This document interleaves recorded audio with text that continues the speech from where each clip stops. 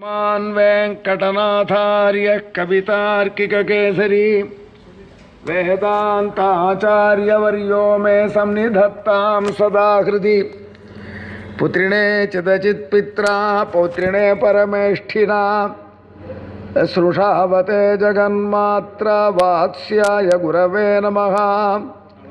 यस्मिन् पदं यतिपदेर्वदनारविन्दात् निष्क्रामदेव निधदे निगमन्तभाष्यं तस्यैव तं भगवतः प्रियभागिनेयं वन्दामहे वरदविष्णुपदाभिधेयं सत्कुर्वता संसदि शिष्यवर्गान् अनन्यलभ्यैरखिलैस्वचिह्नैः श्रीभाष्यसिंहासनमात्मनीनं यस्मै च दत्तं व्यतिशेखरेण यो नित्यमच्युतपदाम्बुजयुग्मरुक्मं व्यामोहतस्तदितराणि तृणागमेने अस्मद्गुरोर्भगवतोऽस्य दयैकसिन्धोः रामानुजस्य चरणौ शरणं प्रपद्ये।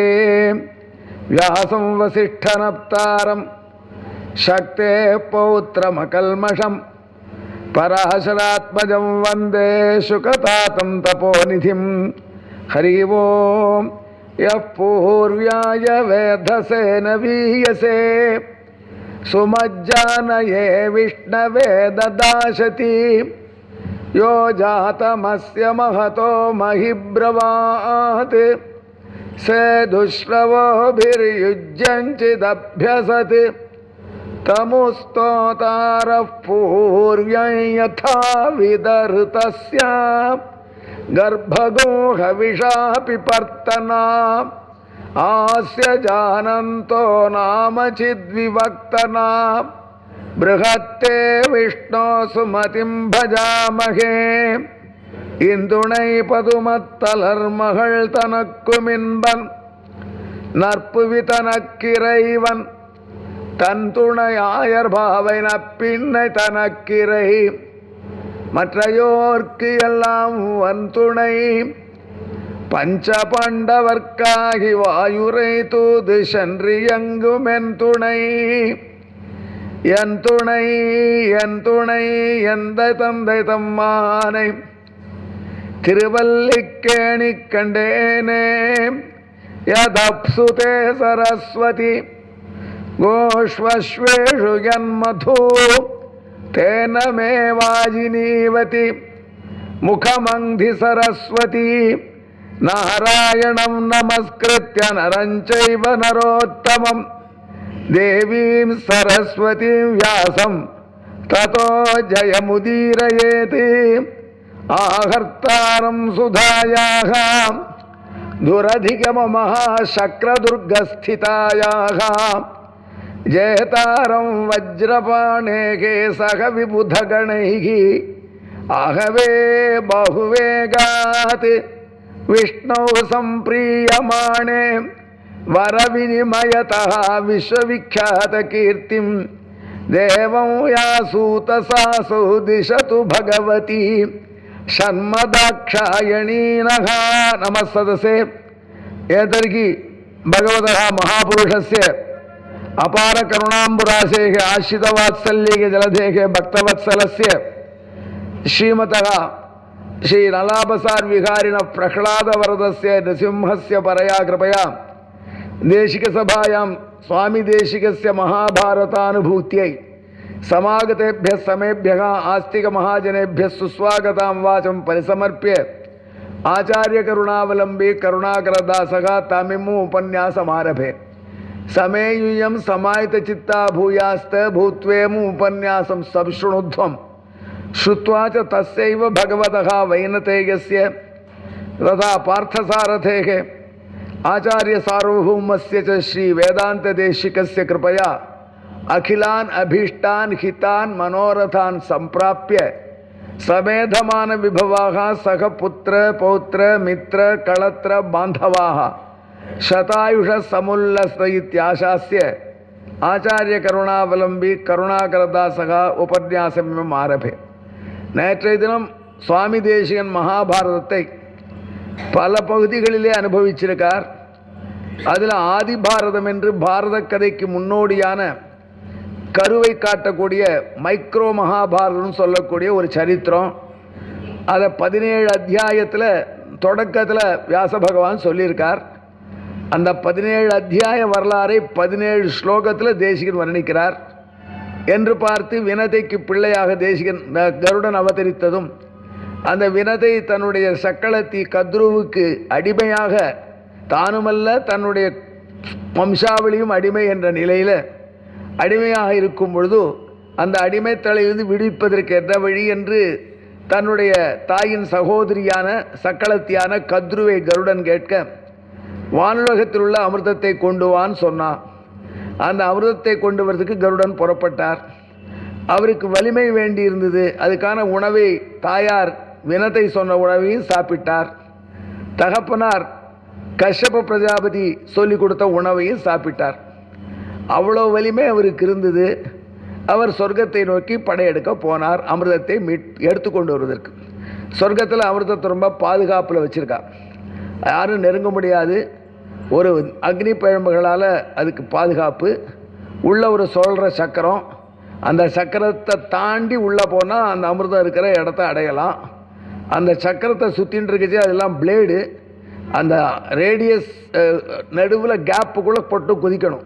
கொஞ்சம் எசை பிசகாக குதிச்சா அங்கேயே உடம்பை வெட்டிடும். இவ்வளோ பாதுகாப்போடு அமிர்தத்தை தேவேந்திரன் வச்சுருக்கான். அந்த அமிர்தத்தை எடுத்து கொண்டு வர கருடன் கிளம்பினார். கருடன் கிளம்பின பொழுது நாகர்கள், கருடனுடைய கசின்ஸு, அவர்களெல்லாம் பரியாசம் பண்ணான். அவள் சொன்னால் அல்ப கல்பாந்தலீலா நட்டமகுட சுதா சுதி கண்டோ பகூனாம் நிஸ்ஸாரஸ்தொத்புஜாத்ரேகே அனுபவது முதா மந்தனம் தேஷ சிந்து ராகாச்சந்திரஸ்து ராகோகோ ஸ்வமிதி கதயத பிரேக்ஷகத்ருகுமாரான் சாந்தர்காசம் ககேந்திரகா சபதி கிருதசுதா திராயதாம் ஆயதான்னகா. கருடனை பார்த்து பாம்புகள் ஏளனம் பேசின்தான். கருட பகவானே, கருடா அமிர்தம் கொண்டு வர போறியே, அந்த அமிர்தம் எங்கே இருக்குது இப்போது? அது ரொம்ப பாதுகாப்பான இடத்துல இருக்குது, இதெல்லாம் அலோவ் பண்ண மாட்டான். நீ வேணால் சிவபெருமானை கொஞ்சம் ரெக்வஸ்ட் பண்ணி எங்களுடைய அம்மாவுடைய அடிமைத்தளம் அடிமைத்தன்மை போவதற்கும் உங்கள் தலையில் உள்ள சந்திரன் பிறை இருக்கே, பிறை சந்திரன் அதிலேருந்து கொஞ்சம் கொடுன்னு கேட்கலாம். அவரும் உனக்கு போனால் போகிறதுன்னு கொடுத்துடலாம். ஆனால் நாங்கள் இருக்கிறது கோடிக்கணக்கான நாகங்கள், எங்களுக்கு அதில் ஒரு துளி கூட வராது யாருக்கும். அதனால் எங்களுக்கு அது பயனில்லை.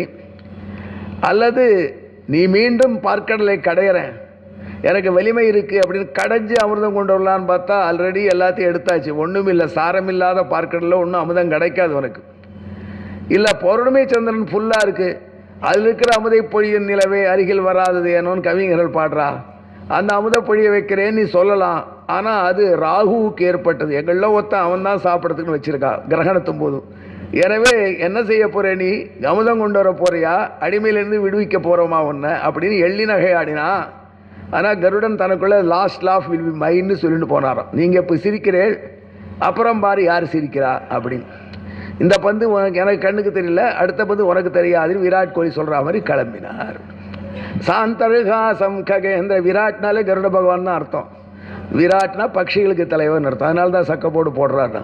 சாந்திர குரோத அப்படி அல்ப கல்பாந்த லீலா நட்டமுகுட சுதா சுதி கண்டோ பகூனாம் நிஸ்ஸாரஸ்தொத்புஜாத்ரேகே அனுபவது முதா மந்தனம் தேஷ சிந்து ராகாச்சந்திரஸ்து ராகோகோ ஸ்வமிதி கதயத பிரேக்ஷகத்ருகுமாரான் சாந்தர்காசம் ககேந்திரகா. தனக்குள்ளே சிரிச்சுண்டார். இப்போ சிரிச்சுக்கல, காரியம் முடிஞ்ச பிறகு பார்க்கலாம்.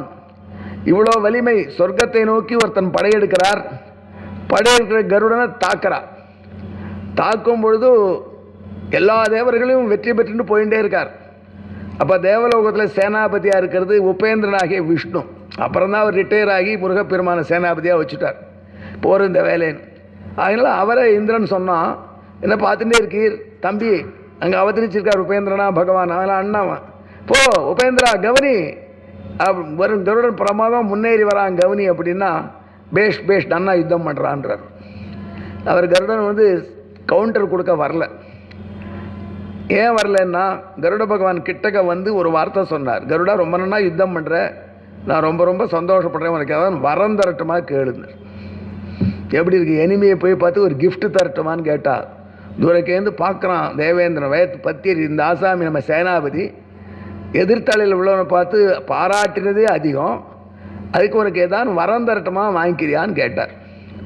உடனே கருட பகவான் சொன்னார், எனக்கு வரமெல்லாம் ஒன்றும் தேவையில்லை, உனக்கு வேணும்னா வாங்கிக்கோ தரேன்ட்டு. உலகத்தில் முதல் முறை பகவானுக்கு இப்படி ஒரு பெரிய கஷ்டம், யாரும் ஒரு வரம் தர மாட்டார் எல்லாம் ஏங்கரைச்சே. கருட பகவான் நான் உனக்கு வரம் தரேன்னு வந்த திருமாலை பார்த்து, எனக்கு எந்த வரமும் தேவையில்லை, உனக்கு வேண்டுமானால் நான் தான் வரம் தரேன், வாங்கிக்கோன்னார். பகவான் சொன்னார், அப்படியா, எனக்கு யாரும் வரைக்கும் தரதில்லை, நீ கொடுக்குறேன்னா வாங்கிக்கிறேன், சந்தோஷம், கொடுன்னுட்டார். உடனே கருடன் கொஞ்சராம்பா அங்கே போய் அடிடான்னா கொஞ்சின்னு இருக்கான் பாரு, நீ தேவேந்திரன் பொறாமையில் பார்த்துட்டு இருக்கான். கருட பகவானை பார்த்து பகவான் சொன்னார், நாராயணன் வேறு ஒன்றும் வேண்டாம், எனக்கு நீ வாகனமாக இருக்கணும், அதான் ஆசை அப்படின்னு கேட்டார். விஷ்ணு நாச்ச ததாகாசே வைனதே யஸ்ஸமே இவான் தமுவாச்சாவ்யயோ தேவகா வரதோஸ்மி திக்கேச்சரம் என்று வியாச பாரத ஸ்லோகம்.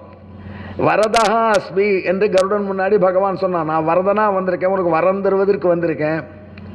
அந்த வார்த்தையை கேட்டு கருடன், எனக்கு வரம் தேவையில்லை, உனக்கு வேண்டுமானால் நான் வரம் தரேன்னு சொன்னான். உடனே வேற ஒன்று வேண்டாம், எனக்கு வாகனமாயிரு என்று பகவான் சொன்னான். தம் வவ்ரே வாகனம் விஷ்ணுகு. உடனே கருட பகவான் பார்த்தார், ஏமாந்துட்டோம், இவனுக்கு வாகனமாக இருந்தால் அடிமையாக இருக்கணும், இவன் பார்த்தாலும் அம்மாவின் அடிமைத்தலை, அம்மாவின் தன்னையும் அடிமைத்தலைன்னு மீட்பதற்கு போய் கடைசியில் இவர் காலில் விழுந்து அடிமை ஆகிடுறவே ஒரு நிமிஷம் தோறிட்டு தப்போம். எல்லாம் கருடன் சொன்னார், நீ எனக்கு வரம் தரேன்னு சொன்னியா, அந்த வரம் இன்னும் இருக்கா இல்லை போயிடுத்தான்னு கேட்டார். அது இன்னும் பெண்டிங்கில் தான் இருக்குது அப்படின்னா. அப்போது அதுக்கு எனக்கு வரம் தரையானார். தாராளமாக தரேன், நான் என்றைக்கும் சொன்ன வார்த்தை மீறினதில்லை.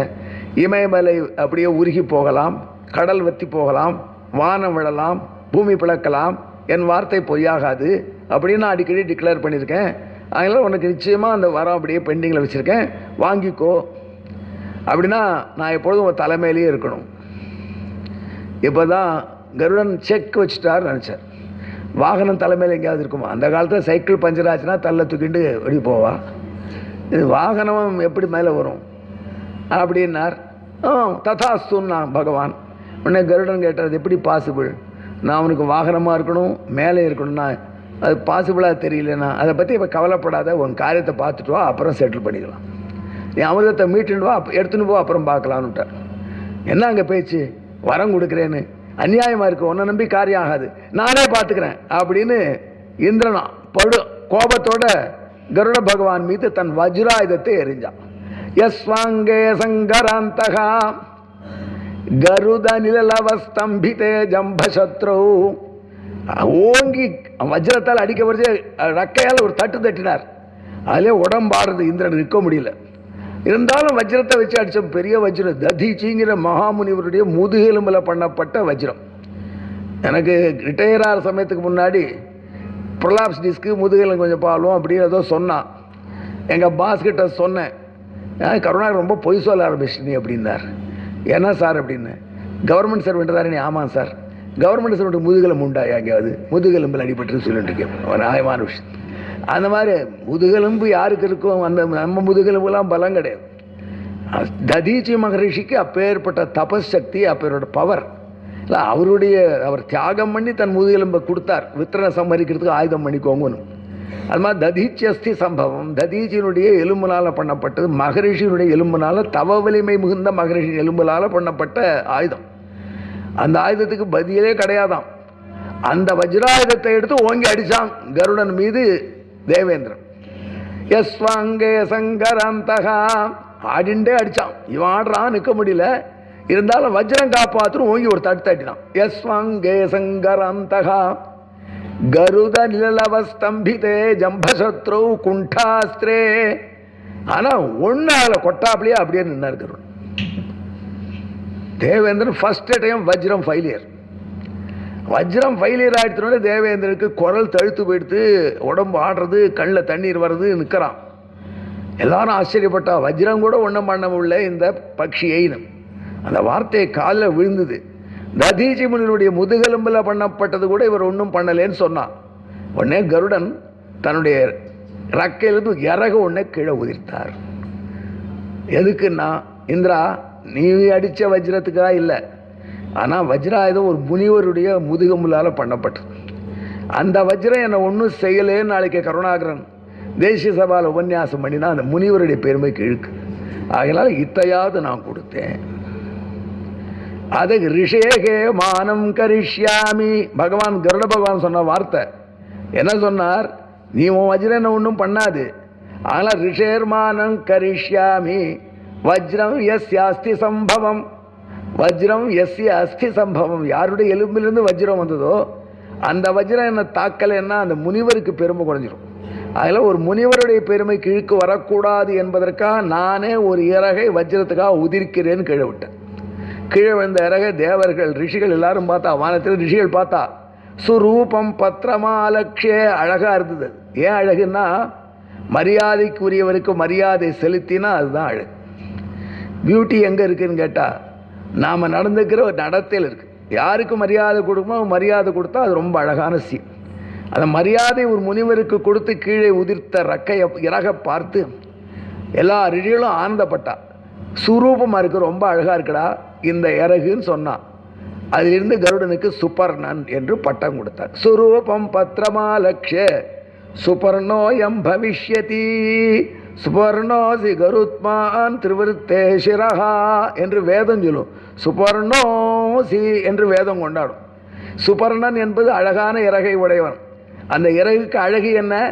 ஒரு மகாமுனிவருடைய தவ வலிமைக்கு மதிப்பு கொடுப்பதற்காக உதிர்க்கப்பட்ட இறகு.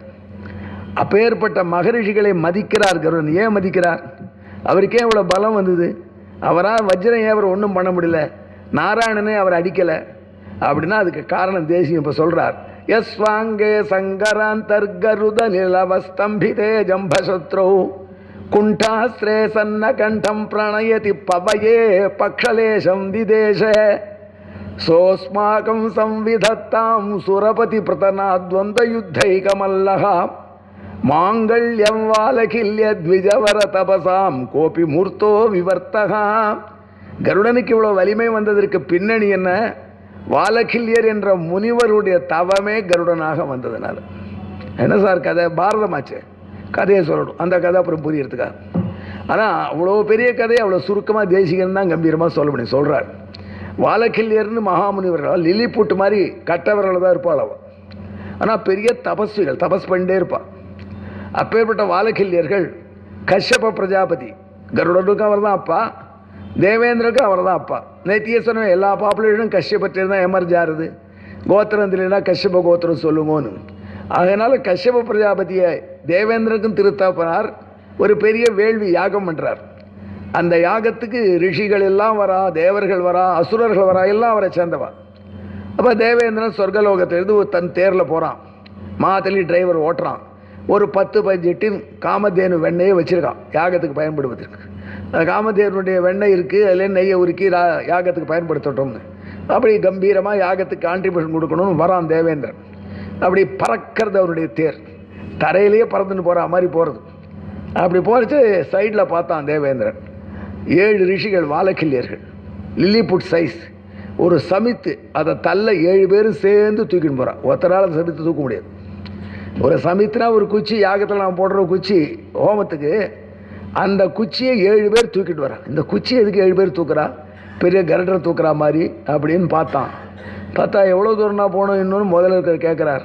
போயிட்டே இருப்போம், வந்துடும் சுவாமி, சீக்கிரம் போய் சேரணும், நமக்காக காத்துட்ருப்பா யாகத்தில் அப்படின்னு சொல்கிறார் முன்னாடி இருக்கிறவர். சரி போகலாம் அப்படின்னு. வயசாகிறவா, தள்ளாடுறா, தடுமாறுறா, குள்ளமாக இருக்கா, பார்க்குறதுக்கு ரொம்ப சின்ன கட்டவரல் சைஸில் இருக்கா. அவன் ஆர்வத்தோடு யாகத்துக்கு போகிறேன்னு சொல்கிறா, கஷ்யபர் யாகத்துக்கு. இத்தனையும் தேவேந்திரன் காலை விழுது. என்ன பண்ணணும் தேவேந்திரன்? என்ன பண்ணியிருக்கணும்? இங்கே யாகத்துக்கு போகிறீங்களா சுவாமிகளே, எங்கள் அப்பா தான் பண்ணுறார், வாங்கோ அப்படின்னு அவளை தேரில் உட்காந்து அழிச்சு வந்துடும். வேதத்தை சொல்கிறது ரித்விக்குகளை நடத்தி அழிச்சு. அபதாதின்னு ரித்விஜகா. யாகத்துக்கு நான் ஒருத்தரை கூப்பிட்டோன்னா நடத்தி அழிச்சுடக்கூடாது. உபன்யாசம் ஒருத்தரை கூட்டா நடத்தி அழிச்சுடக்கூடாது, மரியாதை பண்ணுறோமோ இல்லையோ. அந்த மாதிரி அபதாதின்னு ரித்விஜகா. அது யாகத்துக்கு வரா, அப்பா பண்ணுற யாகத்தை நடத்தி வைக்க வரா, முக்கியமானவா அப்படின்னு தோன்றது. ஆனால் தேவேந்திரன் அவர்களை லட்சியம் பண்ணலை. இந்த காதில் கேட்டான், ஓட்டுறா தேட்ட, இவாவது தான் நடக்க போகிறதான் தேரை ஓட்டு மாறுதுன்னுட்டான். அவன் காதில் அலட்சியம் பண்ணி தேரை ஓட்டுறது விழுந்தது. ஆனால் பொருட்படத்தில் சின்ன பிள்ளை பதவியில் இருக்கான், அப்படித்தான் இருப்பான்னு விட்டேன். அப்புறம் கொஞ்சம் தூரம் போச்சு தேர். ஒரு சின்ன நாளா கால்வாய், அந்த கால்வாயை தேவேந்திரனுடைய தேர் டபாலு தாண்டி எடுத்து. அந்த சினிமா ஹீரோனுடைய மோட்டர் பைக்கெலாம் சவுத்து மேலே ஏறுற மாதிரி இது போயிடுது அரண்டு. அப்போ தேவேந்திரன் நிறுத்துனா மாதிரியே. எதுக்கு சார் அப்படின்னா மாதிரி, அதெல்லாம் எப்படி இந்த கால்வாயை கடக்கிறதுன்னு பார்க்கணும். முதல்ல பதவி திமிருக்கு மேலே இது அலட்சியம் வேறு. அவன் இந்த கால்வாய் எப்படி கடக்கிறான்னு பார்க்கணுன்னு உட்காட்டான். மெல்ல நடந்து ஊர்ந்து எறும்பு மாதிரி வந்தா, ஏன் சுவாமி ஏதோ சமுத்திரம் மாதிரி இருக்கே, இது எப்படி கிடக்கிறதுன்னு கேட்டார் ஒருத்தர். சும்மா மெல்ல இறங்கி போகலான்னார். இறங்கினார், செருக்கி விழுந்துட்டார். முதல்ல இருக்கணும் அத்தனை பேர் உருண்டு விழுந்துட்டான். கை கொட்டி சிரித்தான். இதுகளை யார் வரணும்னு சொன்னா யாகத்துக்கு, இதை மாதிரி படுத்துறதுகளை கஷ்டப்படுத்துகளே, சரி ஓட்டு தேர அப்படின்ட்டான். தேர் கிளம்பி வந்துடுத்து. யாக வேதிக்கு வந்தான், வெண்ணையெல்லாம் இறக்கினான். ஒரே கூட்டம். யாக முகூர்த்தம் எடுத்து தொடங்கணும் தீட்சை. அந்த சமயத்தில் கஷ்யபதி இருங்கோ அவா வரட்டோன்னார். எவா அப்படின்னு கேட்டான் தேவேந்திரன். வாழக்கிள்ளர்கள் அப்பா இத்தோண்டு தான் இருப்பா, அவள் வரேன்னு சொல்லியிருக்கா, பிரார்த்திச்சிருக்கா. அவள் தான் முக்கியமான புள்ளிகள், அவள் வந்து தான் தொடங்கணும். அவன் எங்கப்பா வரப்போறா, அதுதான் ஒருத்தர் விழுந்து அடிபட்டு கிடக்கிறாரு என்ன. ஏண்டா பார்த்தியா, ஆமாம் வழியில் வந்தா, இவாள்லாம் வந்து என்ன பண்ண போகிறா யாகத்துக்கு, ஒரு சமைத்து தூக்கிறதுக்கு 7 பேர் முடியலை, விழுந்துட்டா கஷ்யபருக்கு கள்ள ஜலம் வந்துட்டு பாவி காரியத்தை கெடுத்துட்டி. அவள் பொறுமையானவா, அந்த பொறுமையை கடந்தா என்ன ஆகும்னு தெரியாது. நீ பாட்டுக்கு விழுந்தவர்களுக்கு ஒரு ஃபஸ்ட் எய்டும் பண்ணாமல், அவளை உன் தேர்லையும் வச்சுக்காம, அவளை பார்த்து விழுந்ததை பார்த்து சிரிச்சுட்டு வந்திருக்க, இதனுடைய பலன் என்ன ஆகுமோ தெரியாது அப்படின்னா எடுத்தேரன்னு ஓடினார். அந்த கால்வாய்க்கரையில் ரிஷிகள் உட்காண்டிருக்கா. ஏன் சுவாமி, இவன் அப்பா பண்ணுற யாகத்துக்கு நம்ம போகிறோம், நாம் வந்தவளை அலட்சியம் பண்ணினான், கீழே விழுந்தால் சிரித்து கைத்தட்டு போகிறான், இவன் நியாயமாக இது இவருக்கு ஒரு பாடம் கற்பிக்க வேண்டாமான்னு ஒருத்தர் என்ன பண்ணலாம், இப்போவே ஒரு யாகம் பண்ணுன்னா. அவன் யாகம் பண்ணுறதுக்கு நெருப்பு இல்லை, ஒன்றும் இல்லை, மந்திரம்தான், எல்லாம் மனசால் பண்ணுறா. என்னன்னா இன்னொரு இந்திரனை உண்டாக்குவோம். இந்த இந்திரனால் ஜெயிக்க முடியாத இன்னொரு இந்திரன், இந்த இந்திரன் இல்லை, எந்த சக்தியும் ஜெயிக்க முடியாத இந்திரன், அது நம்ம தவ வலிமையால் உருவாக்குவோம் அப்படின்னு உருவாக்கிட்டு இருக்காவ. ஆயிடுத்து, ரெடி பண்ணிட்டா. அப்போ தான் கஷ்யபர் வந்து காலில் வந்து விழுந்தார். மகரிஷிலே தெரியாத பண்ணிட்டான் பையன், இந்த மாதிரி பிள்ளையை பார்த்தா எல்லாரும் காலையில் தான் போய் விழணும், என்ன பண்ணுறது. அதனால் ரிஷிகள் காலில் தான் விழ வச்சார். விழுந்தான். தேவேந்திரன் நமஸ்காரம் பண்ணினார், மன்னிச்சுக்கணும்னு கெஞ்சினான். பாகவதர்கள் எப்போதும் குளிர்ந்த பிள்ளைமகள், உடனே பகவான் எப்படி மன்னிக்கிறானோ அதோட மன்னிக்கக்கூடும். அதான் வாழக்கிள்ளைகள் மன்னிக்கலாம், ஆனால் காரியம் லேட் ஆகிடுது. நாங்கள் இந்திரனை உருவாக்கிட்டோம், அந்த இந்திரனை இனிமேல் தடுக்க முடியாது. இந்த இந்திரனால் ஜெயிக்க முடியாத இந்திரன், இந்த இந்திரனால் யாராலையும் ஜெயிக்க முடியாதவன் நாங்கள் சங்கல்பித்து இந்த மந்திரத்தை சொல்லி பண்ணியிருக்கோம். சத்திய சங்கல்பனான பகவான் எங்கள் சங்கல்பத்தை மீற மாட்டான். அது பெரிய விஷயம். இஞ்சிமேட் அழிசிங்கர் சொன்னதாக ஒரு வார்த்தை அடிக்கடி சொல்லுவார். 45ஆம் பட்ட அழிசிங்கர் சரணாதி பண்ணி வை அப்படின்னு வந்தவனே சரணாதி பண்ணி வைப்பார். பண்ணி வச்ச உடனே கேட்பார், ஏண்டா சரணாதி பலிக்கும் நம்புறியா அப்படின்னு. பெரிய பயங்கரமான கேள்விலாம் கேட்கறதில்ல, நாங்களாம் கேட்க மாட்டோம். சரண வச்சு அதை கேட்டால் நம்பலாம் சுவாமின்னுட்டா என்ன பண்ணுறது, ஏன்னாப்பா நம்பரையான்னு கேட்பார். அடியே அப்படின்னுவான். ஏன் நம்பருன்னு கேட்பார். எடுத்து அழிசிங்கிட்ட போய் ஏன் நம்பரை நம்மள சொல்லிடுமா, அடியேன்னுவான். என்னடா அடியே, ஏன் நம்புற, என்னது நான் பண்ணி வச்சுருக்கேன் அதனால பலிக்கும். அடியே அப்படின்வான். ஏன்னா நான் பண்ணி வச்சா பலிக்குவான்னு கேட்க வேண்டாமா, எப்படி கேட்கறது, கேட்கணும்டா. நான் பண்ணி வச்சா எப்படி பலிக்கும், ஒரு விஷயம் தெரிஞ்சுக்கோ, நான் பண்ணி வச்சா பலிக்கும். ஏன்னா அவன் சொன்னதையெல்லாம் நான் கேட்டிருக்கேன், எனவே நான் சொன்னதை அவன் கேட்பான். இதான் பெருமாள் சமாச்சாரம். அவர் சொன்னதையெல்லாம் நாம் கேட்டால் நாம் சொன்னதை அவன் கேட்பான். பெரிய ரகசியம் இது. அவன் சொன்னது என்ன, உண்மை பேசு, தர்மத்தை அருட்டி, தாய் தகப்பனாரை பேணு, அதிதிகளை வணங்கு, ஆச்சாரியன் பணிவிடை பண்ணு, இதெல்லாம் அவன் சொன்னது. இதை எதையும் நாம் கேட்கல. அப்புறம் நாம் சொல்கிறதையும் அவன் கேட்கணும். ஆனால் அவருக்கு அந்த கான்ஃபிடன்ஸ், நான் அதெல்லாம் கேட்டிருக்கேன், அவன் சொன்னது அத்தனையும் நான் விட்டுச்சிருக்கேன், அவன் சொன்னதெல்லாம் நான் கேட்டேன், அதெல்லாம் நான் சொன்னதை அவன் கேட்பான். சுவாமி தேசிகனா அவனை பற்றி சாய்க்கிறார். தான் சொல்லிட்டே கேட்பவர் சொல்வதை தான் கேட்பவனா, இது பகவானுடைய சொன்னான். அவனுடைய வார்த்தைகளுக்கு வேதம் என்பது அவனுடைய கட்டளை. அவனுடைய வார்த்தைகள் படி நாம் நடந்தோமானால் நாம் சொன்னபடி அவன் நடந்த காத்துட்ருப்பான். அவள் வந்து இப்போ மழை பெய்யணும்னு சொன்னால் பெய்யும், ஏன்னா அவள் சொல்கிறபடி நடத்த அவன் காத்துட்டுருக்கான். ஆனால் நாம் சொல்கிறபடி அவன் நடக்க வேண்டிய நிர்பந்தம் இல்லை, ஏன்னா நிச்சயமாக அவன் சொல்கிற எதையும் நம்ம கேட்கணும். ஆனால் வாழகில்கள் சொல்கிறா, நாங்கள் ஆசைப்பட்டு பண்ணியிருக்கோம், அது நிச்சயம் பகவான் நடத்தி கொடுப்பான். அல்ல இன்னும் இந்திரன் யாராலையும் வெல்ல முடியாது, இந்திரன் உருவாயிட்டான். அவன் எங்கே உருவாக்குறது தான் யோசிச்சுட்டு, எந்த இடத்துல அவன் பிறக்கணும் தான் இப்போ தீம் பண்ணிட்டு இருக்கோன்னா, கஷ்யபர் சொன்னார், மகரிஷிகளே, இந்த இந்திரனை பண்ணிட்டா நல்லா இருக்குமா? எல்லா யாகத்தெல்லாம் இவன் தான் முக்கியம், இவனை இப்படி டிஸ்மிஸ் பண்ணிட்டாலாம் நல்லா இருக்காது, அவன் அப்படி நடந்துக்கலையேன்னு நினைக்க வேண்டாம், மன்னிப்புச்சேன்னு சொல்லிட்டேன். பின்ன என்ன பண்ணுறது, லேட் ஆகிடுது, நான் ஒரு சொல்யூஷன் கொடுக்குறேன்னார். கஷ்யபர் தான் கண்டுபிடிச்சார் வாரிய தலைவர் பதவி. எல்லா எம்எல்ஏயும் ஜெயிச்சுட்டு வந்துட்டான்னா முதல் மந்திரி எல்லாரையும் முதல் மந்திரி ஆக்க முடியும்? எல்லாரையும் மந்திரி ஆக்க முடியாது. அதுக்காக என்ன பண்ணுவான், அந்த வாரியத்துக்கு நீ தலைவர், இந்த வாரியத்துக்கு தலைவர் போட்டு நிம்மதியாக நல்லா ஊழல் பண்ணிட்டு சௌக்கியமாக இருக்கு. அவன் அவளுக்கு தலைவி பதிவாக எடுத்து அப்புறம் என் சண்டைக்கு வரான். அந்த மாதிரி இவர் என்ன பண்ணலாம், இந்திரன் ஆக்கிடுவோம். யாருக்கு? பட்சிகளுக்கு இந்திரன் ஆக்கிடுவோம். கஷ்யபருடைய பிள்ளை தான் பட்சிகளும், அந்த பட்சிகளுக்கு இந்திரனாக இவன் பிறக்கட்டும், யாராலும் வெல்ல முடியாமல் இருக்கட்டும் அப்படின்னு ஒரு காம்ப்ரமைஸ் பண்ணி கொடுத்தா. அந்த வாலகில்யமுனுடைய தவ வலிமை தான் கருடனாக வந்துருக்கு. அதனால்தான் கருடனை வஜ்ரம் ஒன்றும் பண்ண முடியல. சர்வேஸ்வரான சிவப்பதியான நாராயணன் கருடனை அடிக்க வரல. ஏன்னா கருடனை அடித்து நாராயணன் ஜெயிச்சுட்டார்னா வாலகில்யருடைய வார்த்தை பொய்யாயிடும். அதை எம்பெருமான் செய்யவே மாட்டான். சத்தியம் விதாதும் நிஜபிருத்திய பாஷிதம், தன் அடியார் சொன்ன வார்த்தையை பொய்யாக செய்ய மாட்டான். ஆகையினால வாலகில்யர்களுக்காகத்தான் பகவான் இவ்வளோ காம்ப்ரமைஸ் பண்ணினது. தேசிகன் அழகாக இந்த வரலாறு முழுக்க ஒரு கடைசியில் அடிக்கிறார். மாங்கல்யம் வாலகில்ய த்விஜவர தபசாம் கோபி மூர்த்தோ விவர்த்தகா. வாலகில்ய த்விஜவர தபசாம் மூர்த்தகா விவர்த்தகா. வாலகில்யர் என்கிற மகர்களுடைய தவதே வெடிமை எடுத்த கருடன். வாலகில்யமுனுடைய தபஸு சலிடிஃபை ஆனால் அது கருடன் அப்படி வச்சுக்கோ அப்படின்னு அவளுடைய திட வடிவமான கருடன் நம்மளுக்கு மாங்கல்யத்தை செய்யட்டும். ஸ்லோகத்தை முடியும், பெரிய மந்திரம் இது. பெண்கள் இந்த மந்திரத்தை சொல்லிகிட்டே வந்தால் தீர்க்க மாங்கல்யம் ஸ்ட்ராங்காக இருக்கும்னு நம்பிக்கை சகல கிரக பீடைக்கும். யஸ்வாங்கே சங்கராந்தர்கருத நிலவஸ்தம்பிதே ஜம்பசத்ரு குண்டாஸ்ரே சன்ன கண்டம் பிரணயதி பவயே பக்ஷலேஷம் திதேஷா சோஸ்மாக்கம் சம்விதத்தாம் சுரபதி பிரதனா துவந்த யுத்தைகமல்லஹ மாங்கல்யம் வாலகில்யத்விஜவர தபசாம் கோபி மூர்த்தோ விபர்த்தஹா. வஜ்ரமே ஃபெயிலியர் ஆனவனே, தேவேந்திரன் நான் உன்னோட ராஜி பண்ணிக்கிறேன், ஆனால் ஒரு கட்டங்கருடா, இந்த அமிர்தத்தை எடுத்துன்னு போய் அதுவும் பாம்புகளுக்கு கொடுத்தியானா எவ்வளோ கட்டச்சரங்கள் போடுவான். ஆகையினால தயவுசெய்து வேறு ஏதாவது கேள்வி கொடுக்குறேன், அதெல்லாம் நடக்காது, இந்த அமிர்தத்தை தான் கொடுக்கணும், அப்போ தான் என்னுடைய தாய் அடிமைத்திலிருந்து விடுபடுவாள், நானும் விடுபடுவேன். உடனே பகவான் சொன்னார், ஒரு சொல்யூஷன் ஒன்று கொடுக்குறேன். என்ன ப்ராமிஸ் பண்ணியிருக்கேன்னு கேட்டார். அமிர்தம் கொண்டு வரேன்னு தான் சொன்னேன். அமிர்தம் உங்களை சாப்பிட வைக்கிறேன்னு சொன்னேன். இல்லையே, நீ அமிர்த கலத்தை எடுத்துகிட்டே போ, அமிர்த கலத்தோடு கீழே இறங்கு, அங்கே கத்ருவை பாரு, அம்மா கொண்டு வந்தாச்சு, இந்த பாரு அமிர்த கலை சொன்னேன், கேட்டபடி வைக்கிறேன் அப்படின்னு தர்பத்தை பருப்பு இது மேலே வை. அப்புறம் ஒரு வார்த்தை சொல்லு, இது ரொம்ப தூய்மையானது, நீங்களாம் ஸ்நானம் பண்ணிவிட்டு வந்து சாப்பிடும் அப்படின்னு அவளை சொல்லு. ஏன்னா கஷ்டப்பட்டு கொண்டு வந்துருக்கேன், உங்களுக்கு பயன்படணும், நீங்கள் ஸ்நானம் பண்ணி சுச்சியாக இருந்து சாப்பிடும்.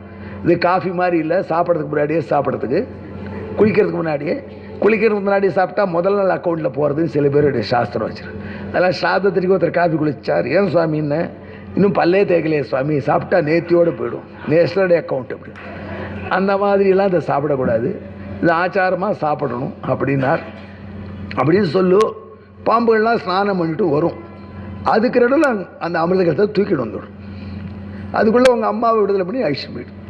நான் கொடுத்துட்டேன், நீங்கள் சாப்பிட தெரியல தான் பொறுப்புன்னு சொல்லிக்கலாம் என்று எம்பெருமான் ஐடியா கொடுத்தார். இதுக்கெல்லாம் ப்ராப்ளத்துக்கெல்லாம் சொல்யூஷன் அவர்கிட்ட தான்.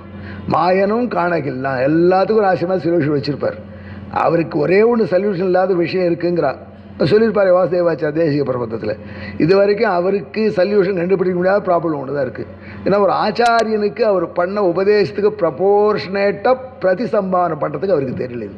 ஏன்னா ஆச்சாரியன் வைகுண்டமே வாங்கி கொடுக்குறான், பெருமாளையே கொடுத்துட்றான், இருக்கிறது ஒரு பெருமாள் ஒரு வைகுண்டம் தான். அதெல்லாம் பகவான் அதுக்கு ஈக்குவலாக இன்னொன்று கொடுக்க முடியாது. அவனுக்கே இன்னும் தெரியலையா, மாயனும் கைமாறு காணகில்லா.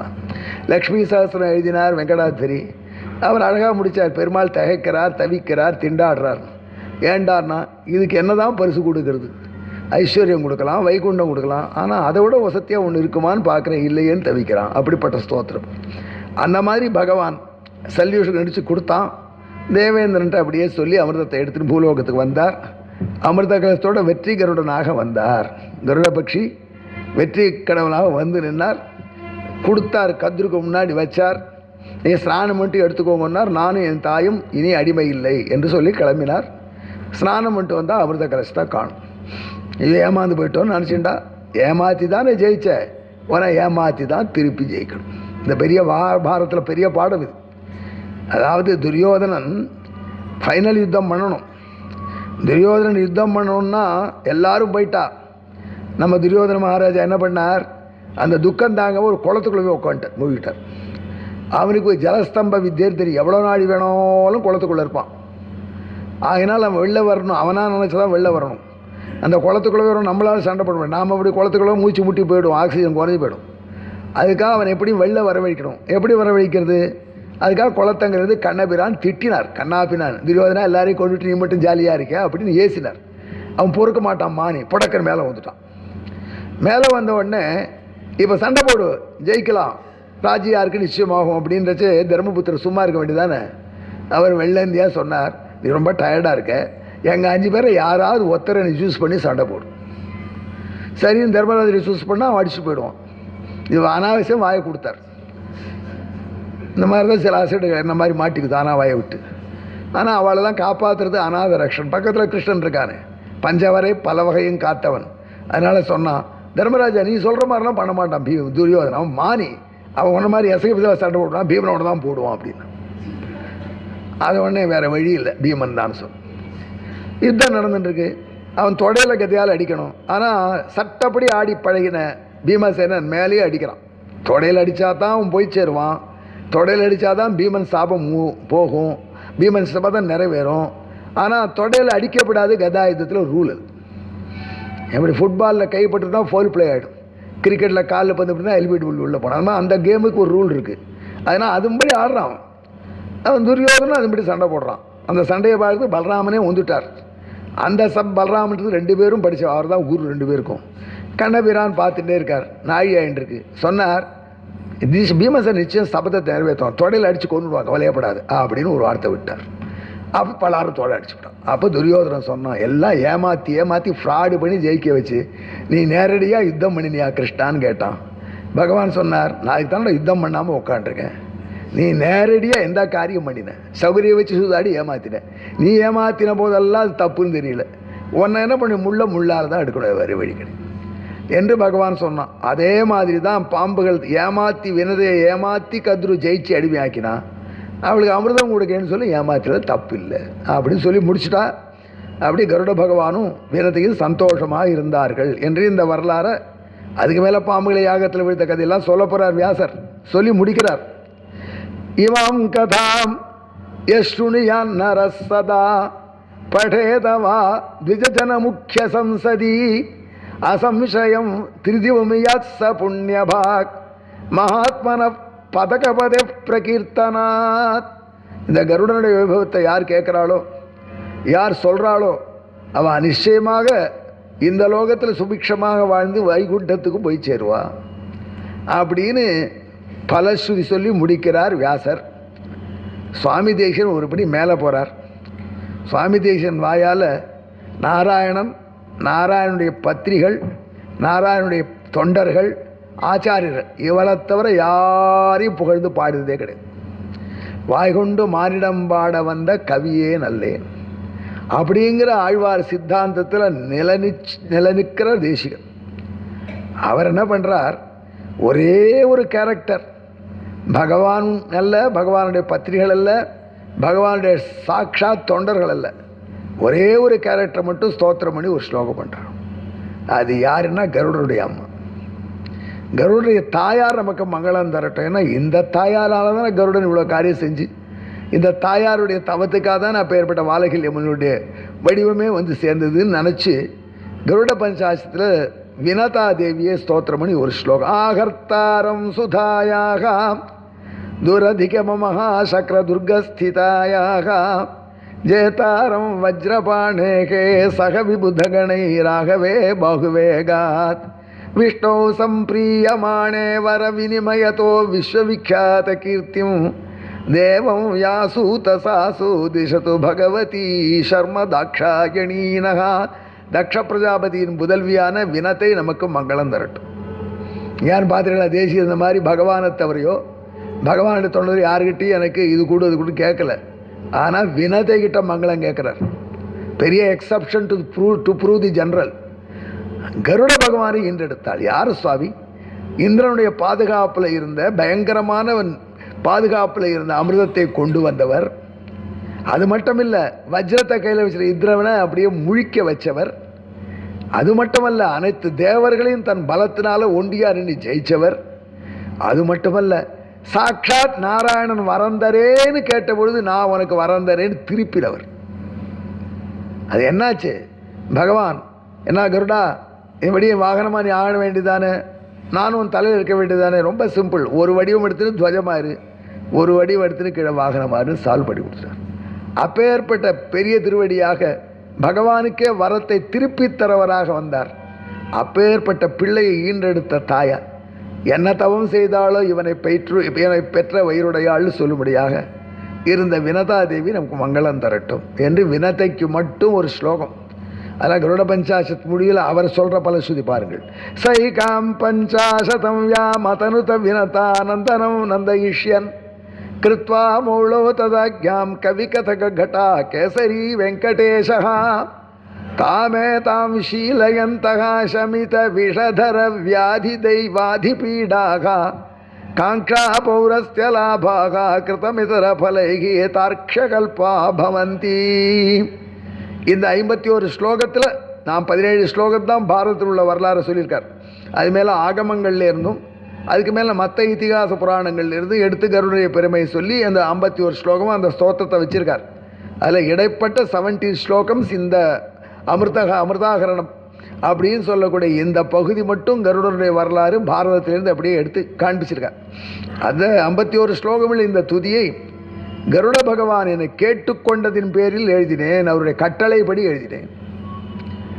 இந்த ஸ்தோத்திரத்தை யார் என்ஜாய் பண்ணுறாளோ, பரிசீலனை பண்ணுறாளோ, அல்லது கருணாகர உன்யாசம் கேட்குறாளோ அவர்களுக்கு என்ன ஆகும்? சமித விஷதர வியாதி தெய்வாதி பீடாக, சமித விஷதர வியாதி தெய்வாதி பீடாக.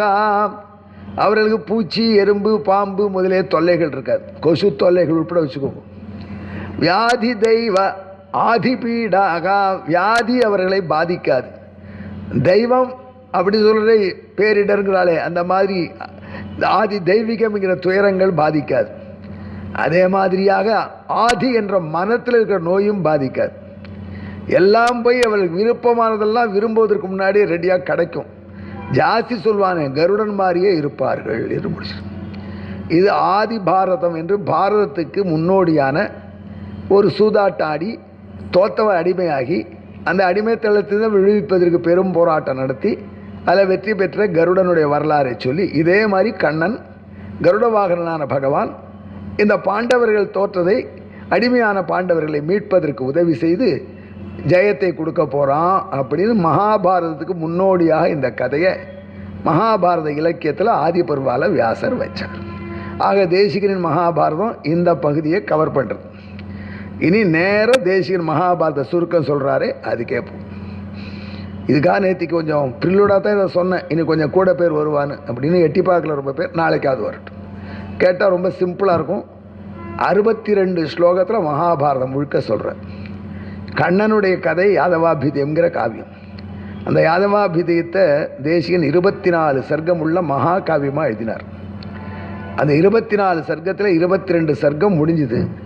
23வது சர்க்கம் பாண்டவர்களை பகவான் காத்த வரலாறு மகாபாரதத்தை மியர் 62 ஸ்லோகத்தில் 1.25 லேக் ஸ்லோகத்துக்கு சங்கரம் கொடுக்கும். அந்த 1.25 1,25,000 சபாத லட்சம் அடிக்கடி சொல்லுவாள். 1,25,000 ஸ்லோகத்தில் வியாசர் சொன்ன பல விஷயங்கள், நுட்பங்களை அனாயசமாக 62 ஸ்லோகத்தில் எடுத்து கொடுக்கும். இதுதான் தேசிகனின் மகாபாரதம். ஒன்றும் பெரிய விஷயம் எங்கேன்னு சொல்ல போகிறார் கருணாகரன் ஆச்சரியப்படுவார். அவரே மகாபாரதத்தை அழகாக 23வது சர்க்கத்தில் சொல்கிறார்.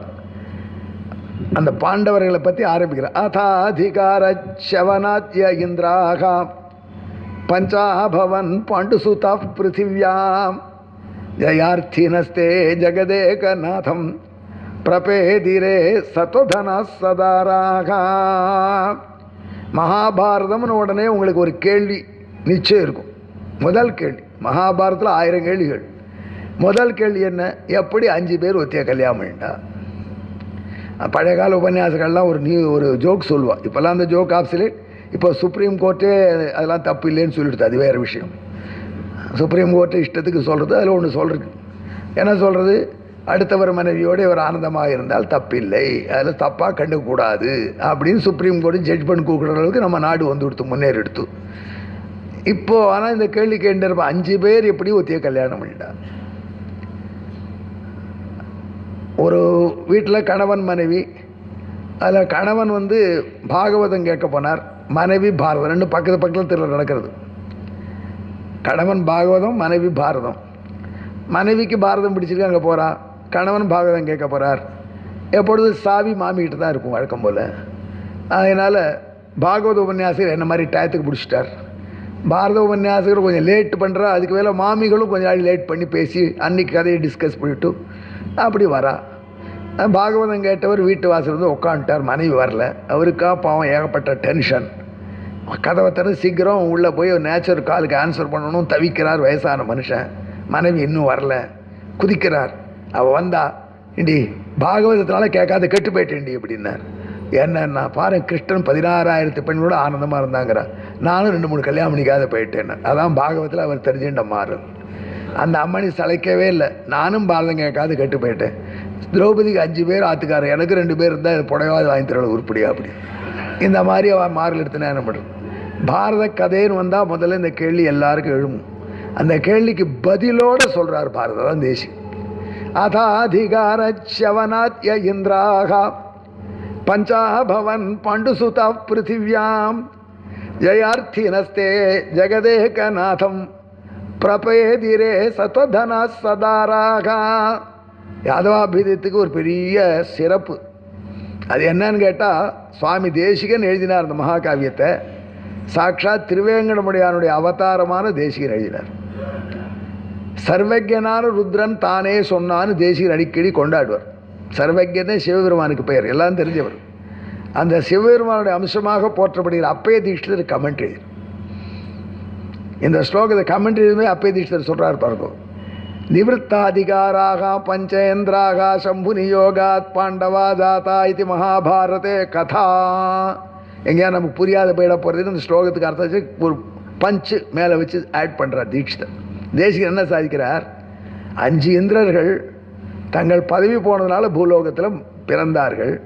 அந்த 5 இந்திரர்கள் பிறந்த பொழுது அவர்களுக்கு தெரிஞ்சது எம்பெருமான் தான் எல்லான்னு. அவனை சரணமடைந்தார்கள், தங்களுக்கு வெற்றி வர வேண்டும் என்று வாழ்க்கை அப்படின்னு கதையை தொடங்குகிறார். 5 இந்திரர்களுக்கு திரௌபதி மனைவினா இப்படி 5 பேருக்கு ஒரே மனைவி, இது எப்படி புரியலையே? அதுக்காக தான் அதிகாரச்சவனாத்துன்னு அந்த கதையை சொல்கிறேன். இது பாரதத்தில் விஸ்தாரமான கதை. 214 அத்தியாயம் ஆதிபர்வால். வியாசர் சொல்கிறார், ஒரு காலத்தில் இந்த வியாசரே திரௌபதி ஒரே பெண் 5 பேர் எப்படி கல்யாணம் பண்ணிக்கலான்னு தவிக்கிறான் திரௌபதன். அந்த சமயத்தில் அவனுக்கு கவுன்சிலிங் கொடுக்குறார். அப்போது ஒரு டிவி போட்டு காமிக்கிறார் வியாசர், நம்ம ஸ்க்ரீன் போட்டு காமிக்கிறார் பாருன்னு. அதில் ஒரு காட்சி அவன் பார்க்குறான். அந்த காட்சி இப்போ வர்ணிக்கும். புராவை நைமிஷாரண்யே தேவா சத்ரம் உபாசத்தே தத்ர வைவஸ்வதோ ராஜன் ஷாமித்ரமகரோத்ததா. நைமிஷாரண்யத்தில் பெரிய சத்திரம் நடந்தது. சத்திரம்னா எல்லாருமே யாகம் பண்ணுறா, பார்ட்டிசிபெண்ட்ஸ்லாம். நாம சங்கீர்த்தனை மாதிரி. நாம சங்கீர்த்தத்தில் ஒரு சௌகரியம், உபன்யாசகரும் பாடுவார், ஜனங்களும் பாடுவார். உபன்யாசத்தில் இப்படி பண்ணால் கஷ்டம். சில ஊரில் உபன்யாசம் நாமம் பண்ணும், அவளும் பண்ணிட்டுருப்பா, அதுனா கஷ்டம். நாம சங்கீர்த்தத்தில் கோவிந்தா கோவிந்தான்னு இவாளும் சொல்லுவாள், ஜனங்கள் உற்சாகமாக பங்கேற்றுவான். அது மாதிரி யாகத்தில் எல்லாருமே எஜமானாளாக இருந்து எல்லாரும் வேள்வி செய்கிறாள், பண்ணி வைக்கிறவாளும் சேர்ந்து அப்படி பண்ணுற ஒரு கூட்டணி யாகம் இருக்குது. அது பெரிய கூட்டுறவு யாகம், அதை சத்திரம்னு சொல்லுவாள். தேவர்கள்லாம் அந்த சத்திரங்கிற பெரிய வேள்வியை செய்கிறான். அந்த வேள்வியை செய்யும் பொழுது யமனும் அதில் உட்காட்டா வந்து. பூலோகத்தில் மக்கள் தொகையே குறையலை. ஆனால் யமன் வேலையை விட்டு போயிட்டான்னு என்ன ஆகும்? அங்கங்கே பாப்புலேஷன் இன்க்ரீஸ் ஆகிட்டே இருக்குது. தேவர்கள் தவிச்சா. அப்போது எல்லாரும் சேர்ந்து பிரம்மாட்ட போய் கேட்டா. பிரம்மா சொன்னார், இந்த யமன் இத்தனை நாள் வேலை செய்யலை, ஜாலியாக உட்காந்துட்டான். இவன் யமன் செய்யாத விட்ட வேலையெல்லாம் சேர்த்து வைக்கும்போது ஒரு நிகழ்ச்சி நடக்க போகிறது. அது உங்களுக்கு தெரியறதுக்காக நான் ஒன்று சொல்கிறேன் கேளுங்கோ. இங்கிருந்து போய் சேருங்கோ, கங்கைக்கரையில் போய் நில்லுங்கோ, அங்கே ஒரு காட்சி பார்ப்பீர்கள். தேவர்கள் எல்லாம் சேர்ந்து கங்கைக்கரைக்கு வந்தான். சமாசீனாஸ்தே சமேதா மகாபலா பாகீரத்யாம் ததுஷு புண்டரீகம் கங்கை வெள்ளத்தில் ஒரு தாமரை பூவை பார்த்தா. அந்த தாமரை பூ மேலே ஒரு பெண்மணி இருக்கிறத பார்த்தா. அவளை பார்த்த உடனே இவர்கள் பிரமிச்சு போன. ஒரு தாமரை மலர்றது, மலர்ந்த தாமரை மீது ஒரு பெண்மணி நிற்கிறா, பயமில்லாமல் தனியாக இருக்கா கங்கையில் அப்படின்னு ஆச்சரியப்பட்டா. அந்த சமயத்தில் இவர்கள் நடுவில் தேவேந்திரன் தான் சூரன். அவன் தபால் பாஞ்சு, பெண்ணே யார் நீ என்று அவளை நோக்கி வெள்ளத்திலே பாஞ்சான். அப்போது நெருப்பு போல ஜொலிக்கிற அந்த பெண்மணி என்னோட வா அப்படின்னு தேவேந்திரனை கூட்டு அழைத்து கொண்டு போனான். கங்கை எங்கே உற்பத்தி ஆகிறதோ அதையும் கடந்து போனான் 2 பேரும். அப்படி போனால் கைலாசில் போனான். இப்போ போகிற வழியெல்லாம் அழுதுண்டே போகிறான். அவன் அழுகிறச்சே ஜலமெல்லாம் கீழே சொட்டுறது, கண்ணீர் துளி. கண்ணீர் துளியெல்லாம் தங்கமாக மாறுறது. தேவேந்திரன் அதிசயப்பட்டுட்டே போகிறான் அவன் பின்னாடி. அவன் இழுத்துட்டே போனான் தேவேந்திரனை. அங்கே போய் பார்த்தா பரமேஸ்வரன் கைலாசில் செஸ் விளையாண்டுருக்கார் தன்னுடைய மனைவியோடு. அவருக்கு பொழுது வேலை ஒன்றும் கிடையாது, ஜாலியாக இருக்கார். அதனால் பார்வதி அவருமா செஸ் விளையாடுறான், சூதாட்டம் ஆடுறான், சதுரங்கம். அவர் பெட் கட்டி விளையாடுற போல இங்கேருந்து இந்திரன் வந்தான். இந்திரன் வந்து அது வரைக்கும் அழிச்சுன்னு போனால் இந்திரனை அந்த பெண்மணி அவள் அழுது கொண்டே விஷயமா. ஏன் அழுறேன்னு கேட்டால் பதில் சொல்லலை. அழுதுண்டே இருக்கா. அழ அழ அவளுடைய கண்ணிலேருந்து கண்ணீர் துளி கீழே வரதெல்லாம் தங்கமாக மாறுறது. அதை பார்க்குறான் தேவேந்திரன். பார்த்து ஆச்சரியப்பட்டு அவளோட வந்திருக்கான். இங்கே பார்த்தா பரமசிவனும் பார்வதியும் விளையாடிட்டு இருக்கா செஸ். இவனை வந்தவரை கவனிக்கலவன். ஹலோ வாங்குவோம் யாருன்னு கேட்கல. அந்த ஆட்டத்தில் ரொம்ப மூலமாக இருந்தால் இன்னொருத்தர் கவனிக்க மாட்டா போல இருக்கு. நானே ஞாபகம் இருக்குது, இதே செகண்டராபேட்டில் ஒரு நிகழ்ச்சி. நான் இங்கே வேலை செஞ்சுருந்த காலத்தில் என் கூட படித்தவன் கடுதாசு போட்டான். நான் இங்கே வந்திருக்கேன் செகண்டராபேட்டில் ஒரு இடத்துல தங்கியிருக்கேன், ஒரு ஹோட்டலில். நீ வந்து என்ன பாரு, ரொம்ப வருஷமாச்சு, ப்ளீஸ் வா. சரி கிளாஸ்மேட் ஆச்சேன்னு போகலான்னு போனால் அந்த ஹோட்டலில் அவன் 4 பேர் உட்காந்து சீட்டு விளையாண்டுருக்கான். இவ்வளோ கஷ்டப்பட்டு கடுதாசு போட்டிருக்கான், நம்மளை கூட்டிருக்கான். நம்மளை பார்த்த உடனே வா அப்படின்னு பறந்து ஓடி வருவான்னு நினச்சேன். வந்திருக்கா உட்காருன்ட்டான். சரி இந்த ஆட்டம் முடிஞ்ச உடனே பேசுவான்னு நினச்சா மறுபடியும் சீட்டை கழிச்சு போடுறா. ஆடிண்டே இருக்கா. 1 மணி நேரம் ஆச்சு. போயிட்டு வரட்டுமானே. சரி போயிட்டு வரட்டும். அவ்வளோ இன்ட்ரெஸ்ட். அப்படி இல்லை, அந்த பதவியில் இருக்கிற சந்தோஷம் போல் இருக்குது. பரமேஸ்வரன் தேவேந்திரன் லட்சியம் அல்ல. தேவேந்திரன் பார்த்தான். சித்தாசனஸ்தம் யுவதி சகாயம் கிரீடந்தமக்ஷைகி கிரிராஜமூர்த்னி தமப்ரவீத் தேவராஜகாமமேதம் துவம் வித்தி வித்வன் புவனம் வசஸ்திதம். ஓய், நான் யாருன்னு தெரியல அவனுக்கு. தேவேந்திரன், இந்த சகல லோகத்துக்கும் அதிபதி திரிலோகேஸ்வரன். எனக்கு ஒரு மரியாதை பண்ணாமல் நீ பாட்டுக்கு விளையாண்டுருக்கேன், இருக்கிறதுக்கு வந்திருக்கேன் அப்படின்னு கர்ஜிச்சான் தேவேந்திரன் கொழுப்புனால. தேவேந்திரனை அந்த இடத்துல லீட் பண்ணிட்டு வந்தது ஒரு பெண்மணி. அந்த பெண்மணி அப்படியே நெருப்பு போல் ஜொலிக்கிறா. தாமரை மேலே இருந்தால் அவர் கண்ணீரெல்லாம் தங்கமாக மாறுறது. அது ஏன் ஞாபகம் வச்சுக்கோங்க. இதெல்லாம் பார்க்குறா துருபதன், பார்க்குறான். வியாச பகவான் திரௌபதி கல்யாணத்துக்கு இந்த சீனை காண்பிக்கிறார். அப்போ 5 பேரும் ஒருத்தர் கல்யாணம் பண்ணிக்கிறதுக்கு பின்னணின்னு சொல்கிறதுக்காக. அப்போது தேவேந்திரன் அந்த பரமேஸ்வரனை பார்த்து அட்டகாசமாக என்னை மதிக்கலையேன்னா உடனே பார்த்தார். ஓ அப்படியாப்பா. ஒரு கண்ணால் ஒரு பார்வை பார்த்தார். பெண்ணே, இவனை இந்த மலையை சுற்றி தர இழுத்துண்டுவான்னு சொன்னார். இந்த மலையை 3 தடவை சுற்றின்னு வந்த உடனே ஒன்றும் பண்ண முடியல அவனால். அது இந்த இடத்த குழிக்குள்ளே போனார். அந்த குழியை திறந்தால் குழியில் இவனை மாதிரியே 4 பேர் இருக்காங்க. யார் தெரியுமா அந்த 4 பேரும்? உனக்கு முன்னாடி இந்திரன் பதிலில் இருந்தவன். அந்த இந்திரன் பதிலில் இருந்தவன் இப்படி தான் நான் விளையாடிச்ச சூதாட்டம் விளையாச்ச டிஸ்டர்ப் பண்ணினான். அவன் அந்த குழியில் தள்ளி விட்டேன். அடுத்த இந்திரன் வந்தா. அந்த இந்திரனெல்லாம் இங்கே அழிச்சுன்னு வர்றது யார் தெரியுமா? இந்த பெண் யார்? உங்கள் சொர்க்கலோக செல்வம் லக்ஷ்மி. அந்த சொர்க்கலோக செல்வம் இருக்கிற செருக்கில் தான் இப்படி நடந்துட்டு. ஆகினால் இந்த சொர்க்கலோக செல்வம் தான் நம்ம செருக்கு கொடுக்குது. பணம் இருக்கிற திமுறை தானே பண்ணுறோம்.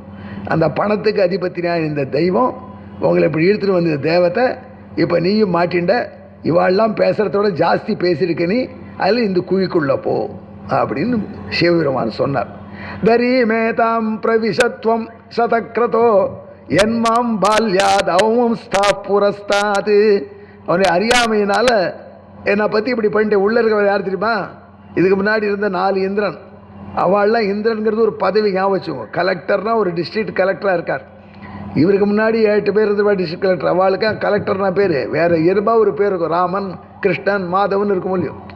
அந்த மாதிரி முன்னாடி இருந்தவன் விஸ்வபுக்னு ஒருத்தன், பூததாமான்னு ஒருத்தன், ஷிபின்னு ஒருத்தன், சாந்தின்னு ஒருத்தன், தேஜஸ்வின்னு ஒருத்தன். இந்த 5 பேரில் நீ வந்திருக்க இந்திரன். நீங்கள் 5 பேரும் அங்கேயே கடங்க. சுவாமி தெரியாதனமாக பண்ணிட்டேன், மன்னிச்சுக்கணும் தேவேந்திரன் காலில் விழுந்தான். இந்த பாரு, சரி, இதன் பயனாக பூலோகத்தில் நீங்கள் 5 பேரும் பிறப்பீர்கள். இந்த 5 பேரும் பதவி பணத்தினால்தான் திமிரா அலைஞ்சேள். இந்த உங்கள் செல்வத்தின் இன்சார்ஜான இந்த தேவதை 5 பேருக்கும் மனைவியாக வரும். இவதான் திரௌபதியாக வருவோம். ஆனால் இவ்வளோ தூரம் நீங்கள் மன்னிப்பு கேட்டதுனால பூலோகத்தில் உங்களால் பெரிய தர்மம் உலகத்துக்கு கிடைக்கும். நிறைய பேரை உங்களால் அழிச்சுவிட்டு பூபாரத்தை குறைக்கிறதுக்கு உதவி பண்ணிட்டு மேலே வருவேன் என்று பரமேஸ்வரன் சொன்னார். காலை விழுந்து கெஞ்சினான், சுவாமி, நான் நிச்சயமாக நாங்கள் பூலோகத்தில் இருக்கச்சே தர்மமாக வாழணும், எங்களுக்கு உதவி செய்யணும், நாங்கள் வெற்றி பெறணும், இதெல்லாம் நடப்பதற்கு தாங்கள் எங்களுக்கு உதவி செய்யணும். பரமேஸ்வரன் சொன்னார், இதெல்லாம் நம்ம காரியம் இல்லை, உங்களை சபிச்சுடைய வேலை முடிஞ்சு போச்சு. இருந்தாலும் நீங்கள் இவ்வளோ கேட்டுக்கொண்டதுனால நான் உங்களை வைகுண்டத்துக்கு அழைச்சிட்டு போகிறேன் என்று வைகுண்டத்துக்கு அழைச்சிட்டு போகிறேன். வைகுண்டம் போனால் திருப்பி ஒரு மாட்டேன், புகுந்தாச்சர் கேட்க மாட்டார், உபன்யாசத்தை கேட்டிருக்கோம். அனாவிருத்தி சப்தாத் அனாவிருத்தி சப்தாத் ஸ்ரீபாஷத்தில் எம்பெருமான பிரம்மசூத்திரத்துக்கு வியாக்கியானம் பண்ணுறச்சே அங்கே போனவன் திரும்பதில்லைன்னு சொல்லியிருக்காளே. இந்த 5 இந்திரனையும் இந்திரனுடைய செல்வத்துக்கு இன்சார்ஜான தேவத்தையும் அழைச்சிட்டு பரமேஸ்வரன் வைகுண்டம் போனார் வந்தார் அப்படின்னு நீ பாட்டு கதை சொல்கிறியே, முரண்படுறதேன்னு சில பேர் நினைக்கலாம். எத்தையோ கதையை சொல்லிட்டு போப்பா, என் நெடு தத்துவம் கேட்குறேன்னு சில பேர் நினைக்கலாம். ஆனால் வைகுண்டத்தில் 2 வைகுண்டம் இருக்கு ஆச்சு. ஒன்று அப்சல்யூட் வைகுண்டம், அந்த வைகுண்டத்துக்கு சரணாதி பண்ணவா தான் போக முடியும். மோட்சம் வேணும் சரணாதி பண்ணவா தவிர பக்தி யோகம் பண்ணவாலும் சரணாதி பண்ண ஞாபகம் வச்சுக்கோங்க. பக்தி யோகம் நன்னா நடக்கிறது. அதனால தான் அடிக்கடி தேசிய ஒரு டிக்ளரேஷன் கொடுத்துட்டார், பிரபன்னாத் அந்நேஷாம் நதிசதி முகுந்தோன்னு ஜபம். பிரபத்தி இல்லாமல் நோ என்ட்ரி டு வைகுண்டம். அந்த வைகுண்டத்துக்கு அர்ச்சிராதிகதியாக போவான், அது போனவா திரும்பி வரமாட்டான். ஆனால் பகவான் அதே மாதிரி ஒரு வைகுண்டத்தை இந்த பிராகிருத்திலையும் வச்சுருக்கான். அதுக்கு காரிய வைகுண்டம் பேர். அது அசல் வைகுண்டம், இது ஜெராக்ஸ் வைகுண்டம். இந்த ஜெராக்ஸ் வைகுண்டத்துக்கு நம்மோட சூப்பர் ஹியூமன் பீயிங்ஸ் போகலாம் வரலாம். எப்படி திருவேங்கடமலை இருக்குது, திருப்பதி இருக்குது. அந்த திருப்பதி தேவஸ்தானம் எங்கூர் மெட்ராஸில் டிடி தேவஸ்தானம் ஆஃபீஸ் வச்சுருக்கு, வெங்கட்நாராயண ரோட், டி நகர். அங்கே அதே மாதிரி வெங்கடேச பெருமாள் இருக்கார், அதே மாதிரி கார்த்தால தொத்தியோனந்தரா, அதே மாதிரி ஜனங்களுக்கு கீழே நிற்கிறா, அதே மாதிரி 1ஆம் தேதி வெங்கட்நாராயணன் மவுண்ட் ரோடு வரைக்கும் நின்று சேவிக்கிறார். இது திருப்பதி வைகுண்டம். சாட்சாத் திருமலைக்கு போக முடியாத வாழ்க்கு மெட்ராஸ் சிட்டிக்குள்ளேயே வைகுண்டம் திருமலை வருது. அது மாதிரி ஹைதராபாத்லேயும் டிடிடி ஆஃபீஸ் இருக்கும், நிச்சயம் பெங்களூர்லேயும் இருக்குது. இதெல்லாம் ஒரு பிரம்மாண்டத்துக்குள்ளே பகவான் அந்த வைகுண்டத்துக்கு ரிப்ளைக்காவாக ஒன்று வைக்கிறான். அந்த காரிய வைகுண்டம்னு சொல்லுவோம். அந்த காரிய வைகுண்டத்துக்கு திருப்பதிக்கு போகிற மாதிரி சிரமப்படாமல் நம்ம போயிட்டு டப்புன்னு வந்துடும் நம்ம ஊரில் இருந்தால். அந்த மாதிரி இந்த காரிய வைகுண்டத்துக்கு பரமசிவன் அழிச்சு போகிறார் என்று புரிஞ்சுக்கிறது குழப்பம் வேண்டாம். சரி போகிறது, அதை பற்றி நமக்கு என்ன. அங்கே போனார் பரமேஸ்வரன், வலை அழிச்சுட்டு போய் எம்பெருமானை பார்த்து சொன்னார், சுவாமி, இந்த பூலோகத்தில் பாரம் போக்கடிக்கிறதுக்கு தேவளை அவதரிக்க போகிறது, தாங்கள் அவதரிக்க போகிறீர்கள். இந்த பசங்க என்கிட்ட தப்பு பண்ணி நான் செபிச்சிருக்கேன், இவர்களை துணையாக வைத்துக்கொண்டு இவர் உங்களுக்கு பணிவிட செய்வார், இதை வைத்துக்கொண்டு பூபாரத்திற்கிற அவதாரத்தை தாங்கள் நடத்த வேண்டும் என்று பிரார்த்திக்கிறேன்னு சொன்னார். தேரேவ சார்த்தம் தது தஸ்ஸதே சதேவஹா ஜகாம நாராயணம் அப்பிரமேயம் அனந்தம் அவ்யக்தம் அஜம் புராணம் சனாதனம் விஸ்வம் அனந்த ரூபம். வியாசாச்சாரியர் ஸ்லோகம் இதெல்லாம். இது அத்தனையும் சுவாமி தேசிகன் எவ்வளோ சுருக்கமாக சொல்கிறார். அதாதிகாரச்சவனாத்ய இந்திராக பஞ்சாபவன் பாண்டுசுதா பிருத்திவியாம். தீட்சிதர் மகாபாரத கதானுட்டா இத்தனையும் சுருக்கி வச்சிருக்கார் இது ஒரு லைனில் தேசிகன். அவன் கேட்ட உடனே நாராயணன் சந்தோஷப்பட்டார். அப்படியே இவர்களை வைத்துக்கொண்டு பூபாரம் தீர்த்துருவோம், நீ சொன்னபடி சத்தியமாக நடக்கட்டும் என்று சொல்லி அடுத்த வினாடி தன்னுடைய உடம்பிலிருந்து 2 கேசங்களை வெளியே விட்டார். சச்சாபி கேசவ் ஹரிருத்பர்க சுக்லமேகம் அபரம் சாபி கிருஷ்ணம் தௌ சாபி கேசவ் விஷதம் யதூனாம் குலே ஸ்ரீயோ தேவகீம் ரோஹிணீம் சா. எம்பெருமான் தரும் திருமேலியிலிருந்து 2 கேசங்களை வெளியிலே விட்டான். அதில் ஒரு கேசம் வெள்ளை வெளையர் என்று இருந்தது, ஒரு கேசம் கருப்பாக இருந்தது. அந்த 2 கேசத்தையும் எதுகுலத்து பெண்மணினால தேவகிக்கும் ரோஹிணிக்கும் கர்ப்பத்தில் உள்ளே போக முடியாது செய்தான். தேவகிக்கு அந்த கருப்பு கேசம் கிருஷ்ணனாக பிள்ளையாக பிறந்தது, ரோஹிணிக்கு அந்த வெள்ளை கேசம் பிள்ளையாக பிறந்தது. அதுதான் பலராமன். கருப்பு கேசத்திலிருந்து பிறந்த கிருஷ்ணன் கருப்பு, வெள்ளை கேசத்திலிருந்து பிறந்த பலராமன் வெளுப்பு. வியாசர் சொல்லிட்டார். புரிஞ்சு எடுத்தா கதை. என்ன அவனை உபன்யாசம் பண்ண வச்சா பகவான் கேசத்திலிருந்து அவதரிச்சார் கதை சொல்லிட்டோம். ஒரு கேசம் வெளுப்பு ஒரு கேசம் கருப்புன்னா ஒருத்தர் எழுதினார். இந்த ஸ்லோகம் பாரதத்தில் இருக்குது, இங்கே பாகவதத்தில் இருக்குது, விஷ்ணு புராணத்துலையும் ஏத மாதிரி இருக்குது இந்த ஸ்லோகம். உஜகார் ஆத்மன கேசு சிதகிருஷ்ணோ ததா அப்படின்னு விஷ்ணு புராணத்தில் இருக்குது இதே மேட்டர். இதே மேட்டர் பாகவதத்திலையும் சுகபிரம்மம் சொல்கிறார். இது பாரதத்தில் வியாசர் ஸ்லோகம். ஆமாம், பெருமாளுடைய கேசம்தான் பிறந்தனா முதல்ல பெருமாளுக்கு வெளுப்பு கேசம் கருப்பு கேசம் ரெண்டு இருந்ததுன்னா நிறை இருக்குதுன்னு அர்த்தம். அதில் பெருமாள் நரைச்ச தலையோடு இருந்தார். நித்திய யுவான்னு சொல்கிறீங்களே, எப்போ பார்த்தாலும் யௌவனத்தோடு இருக்கிற பெருமாளுக்கு தலைபயிர் நரைச்சிருந்ததா? இன்றைக்கி பாரதத்தில் உபன்யாசம் போடவே அடுத்த கேள்விங்க. அதுக்கு எங்கள் ஊரில் ஒரு உபன்யாசகர் சொன்னார், கொஞ்சம் தலைமயிர் நரைச்சிருந்தாலும் அதுவும் ஒரு அழகு தான் அப்படின்னு. ஆழ்வார் கூட மிகு நிறை இளனேன்னு பாடியிருக்கார், ரொம்ப நிறைக்கலேன்னு பாடியிருக்கார். நான் இங்கே போய் அடிச்சுக்கிறத வர அவள் மிகு நிறை இளனேன்னு பாடினார், இப்போ மிகு நிறை இளனேன்னு பிரிச்சு அவர் இட்டத்துக்கு திருவாய்மொழிக்கு புது அர்த்தம் சொல்லிட்டு போயிட்டார். அப்படி இல்லை, அது மிகுனர் கிடையாது, எம்பெருமானை எக்ஸீட் பண்ணுறவா கிடையாதுன்னு அர்த்தம். மிகுனரை இல்லாதவன் ஆழ்வார் பாடினார். இந்த மகாத்மா மிகு நரை இளனேன்னு பிரித்து அதனால்தான் கொஞ்சம் மயிறு கருப்பு கொஞ்சம் மயிறு வெளுப்புன்னு சொல்கிறார். எப்படி தான் அர்த்தம் புரிஞ்சுக்கிறது? அதுக்காக பகவத் பாதல் வியாக்கியானம் பண்ணியிருக்கார். எங்கள் ஆழ்வான் விஷ்ணு புராணத்தில் வியாக்கியானம் பண்ண எங்கள் ஆழ்வான் சாதிக்கிறார், கேசம்னா நீ கூந்தல் நினைக்காது. கேசவத்துக்கு இன்னொரு அர்த்தம் இருக்குது, ஒளிக்கற்றைன்னு அர்த்தம். உண்மையிலேயே கூந்தல் நல்லா இருந்தால் தான் ஆள் ஒளியாக இருப்பான். வழுக்கத்திலையாக இருந்தால் அறிவாளின்னு சொல்லாலே எப்படி என்ன இருந்தாலும் கல்யாண மார்க்கெட்லேயும் சர்க்கரை போடும். அதில் கூந்தல்ங்கிறது பர்சனாலிட்டி ரொம்ப முக்கியம். அதுவும் பாவம் ஆண் பிள்ளைகளுக்கு அந்த தலைமையர் அவ்வளோ இம்பார்ட்டண்ட்டாக கொஞ்ச நாள் தான் இருக்க போகிறது, சீக்கிரம் போயிட போகிறது. அதுக்காக பார்த்தப்ப எங்கே போய் நின்றாலும் காரை நிறுத்தி விட்டாருன்ன போங்க, உடனே ஒரு பையன் தலையை வாரிப்பாது முன்னாடி. அவளுக்கு அது கூந்தலில் தான் அந்த அழகு பர்சனாலிட்டி நிற்கிறது. அப்பேற்பட்ட கூந்தல் பர்சனாலிட்டியை காண்பிக்கிறது. கூந்தலுக்கு கேசன் அதனால பேர்.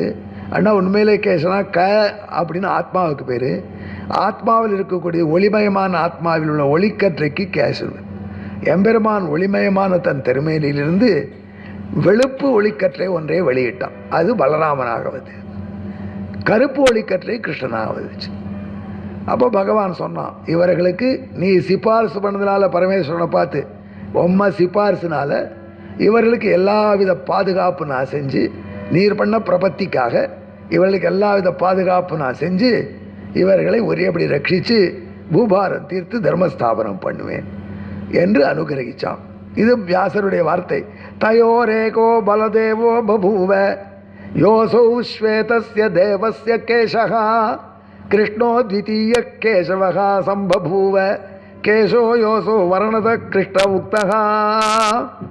இப்படி அதாதிகாரச்சவனாத்ய இந்திராக தங்கள் பதவியை இழந்த 5 இந்திரர்கள் பூமியில் பாண்டவர்களாக அவதரித்தார்கள், பிறந்தார்கள். அவர்களுக்கு எல்லாவித வெற்றியும் கொடுப்பதற்கு நாராயணன் தான் கதி என்று பரமசிவன் அப்பவே காட்டி கொடுத்தார். அவர்களுக்கு பரமசிவன் முன்னாடி வாக்குறுதி கொடுத்தபடி எம்பெருமான் பூலோகத்தில் தானும் அவர்களுக்கு அனுகிரகம் பண்ண கிருஷ்ணனாக அவதரித்தான். இந்த அப்பேற்பட்ட 5 இந்திரர்களும் எம்பெருமான்கிட்ட தாங்கள் வாழ்க்கையில் மனுஷ ஜென்மாவில் கட்ட கஷ்டத்தில் வெற்றி பெற வேண்டும் என்று கிருஷ்ணனை சரணம் அடைந்தார்கள் என்று கதையை தொடங்குகிறார் மகாபாரதத்தை. தொடங்கும் பொழுதே பெரிய டவுட்டுக்கு ஆன்சர் பண்ணிட்டாரோ இல்லையோ, எப்படி சுவாமி 5 பேருக்கு ஒரு மனைவி வந்தார்? அதுதான் தேசிகனுடைய சாமர்த்தியம். அடுத்து அந்த 5 பேரும் எப்படி கண்ணபிரானை உணர்ந்து ரசித்தார்கள் மேலே வர்ணிக்கிறார். தமோ பகைகி தத்துவமிதாம் ரிஷீணாம் வாக்கிய ஸ்ரீவேதி வனுசஞ்சிகானைகி கிருஷ்ணம் யதாவத் கிருதினோ விதந்தः தஸ்யா பவன் பிராணசமசகாயகா. அவர்கள் ஏற்கனவே இந்திர பதவி இழந்த காலத்தில் பரமேஸ்வரன் கொண்டு போய் காரிய வைகுண்டத்தில் கண்ணபிரான் எம்பெருமான்கிட்ட சரணாகதி பண்ணி வச்சு அவன் தான் ரக்ஷகன், காக்கும் இயல்வினன் கண்ணன் கண்ணபிரான் என்று அவனை தவிர யாரும் காக்க முடியாது என்று இந்த தப்பு செய்தவர்கள் அவன்கிட்ட ஒப்படைச்சார் பரமேஸ்வரன். அந்த எம்பெருமானை முன்பிறவிலே உணர்ந்தவர்களாக இருந்தும் பூலோகத்துக்கு வந்தப்புறம் எப்படி நல்ல குளத்தில் பாசி ஒரேடியா அப்படி நகர்த்தினோம்னா தெளிவாக தண்ணி வரும், கொஞ்ச நாளில் மறுபடியும் பாசி மூடிடும். அப்படி முன்பிறவியில் இந்திரனாக இருக்கும் பொழுது எம்பெருமானை பற்றி தெரிஞ்சிருந்தாலும் பூலோகத்தில் பாண்டவர்களாக பிறந்த பொழுது கலக்கம் அடையக்கூடிய வாய்ப்பில் மகரிஷிகள், இருட்டை போக்கடிக்கக்கூடிய அறியாமை அகற்றக்கூடிய மகரிஷிகள் சொல்லிக் கொடுக்க கிருஷ்ணனை உள்ளபடி உணர்ந்தார்கள். ரிஷிகள் உபதேசத்தினாலே கண்ணனை உள்ளபடி உணர்ந்தார்கள் பாண்டவர்கள். உள்ளபடி உணர்வதுங்கிறது ரொம்ப முக்கியமான விஷயம். பெருமாள் இருக்காருன்னு நினச்சுட்டா நல்லவாளான்னு ஒரு பெரிய வார்த்தை. அசன்னேவ சபவதி அசத் பிரம்மேதி வேத சேத் அஸ்தி பிரம்மேதி சேத் வேதா சந்தமேனம் ததோ விதுஹு என்று ஒரு உபனிஷத் வாக்கியம். கடவுள் இருக்கான் அப்படின்னு சொல்கிறவன்னா நல்லவன், கடவுள் இல்லைன்னு சொல்கிறவன் இல்லாதவன் அப்படின்னு உபனிஷத் சொல்கிறது. இது எல்லாரும் சொல்லுவா. ஆனால் இதுக்கு அர்த்தம் அப்படி சொல்லலை. சுதப்பிரகாஷிகாச்ச அம்மாள் சாய்ச்ச அர்த்தம், சுவாமி தேசிகன் திருவுள்ளம்பத்தின் அர்த்தம் கடவுள் இருக்கான்னு சொல்லிட்டதுனால நல்லவன் நினைக்காத. கடவுள் இருக்கான்னு சொல்லவெல்லாம் கிரேட் இல்லை. கடவுள் வேதத்தில் சொல்லபடி இருக்கான்னு தெரிஞ்சின்றவன் தான் சத்து. சத்துனா அதான் அர்த்தம். சந்த ஸ்ரீரங்க பிருத்வீஷ சரணத்ராண சேகராகான்னு சொல்லும் பொழுது அந்த சத் என்பது இறைவனை உபனிஷத்துக்கள் எப்படி உணர்த்துகின்றனவோ அப்படி உணர்ந்தவன் தான் சத்து. அந்த சத்து அப்படிங்கிறது அதில் தான் அடிப்படையாக கிடைக்குமா. அந்த மாதிரி தத்துவித்தான ரிஷிகள் வேதத்தை பின்பற்றி சொன்ன உபதேசத்தை வைத்துக்கொண்டு கண்ணனை உள்ளபடி அறிந்தார்கள். அறிந்து கண்ணபிரான்ட்ட அன்பு வைத்தார்கள். கண்ணனுக்கு தோழனானார்கள். எப்படி தோழனானார்கள்? தஸ்யாபவன் பிராணசமா சகாயகா, அவருக்கு உயிராக ஆனார்கள். இதுக்கு அர்த்தம் எப்படி சொல்றது? பாண்டவர்கள் கண்ணபிரானுக்கு உயிராக ஆனார்கள். நம்ம உடம்புல எத்தனை பிராணன் இருக்கு? 5 பிராணன் இருக்குங்கிறான். திருக்குடந்தையான்னு ஒரு ஜோக் அடிப்பார். நான் போனால் சேவிச்சான் சுவாமி. சேவிச்சோடனே அவர் சொல்லாமல் அபிவாதியை சொல்லுனார். பிராணாய ஸ்வாஹா பானாய சுயானாய சௌதானாய ஸ்வாஹா அப்படின்னு அவன் சொன்னான்.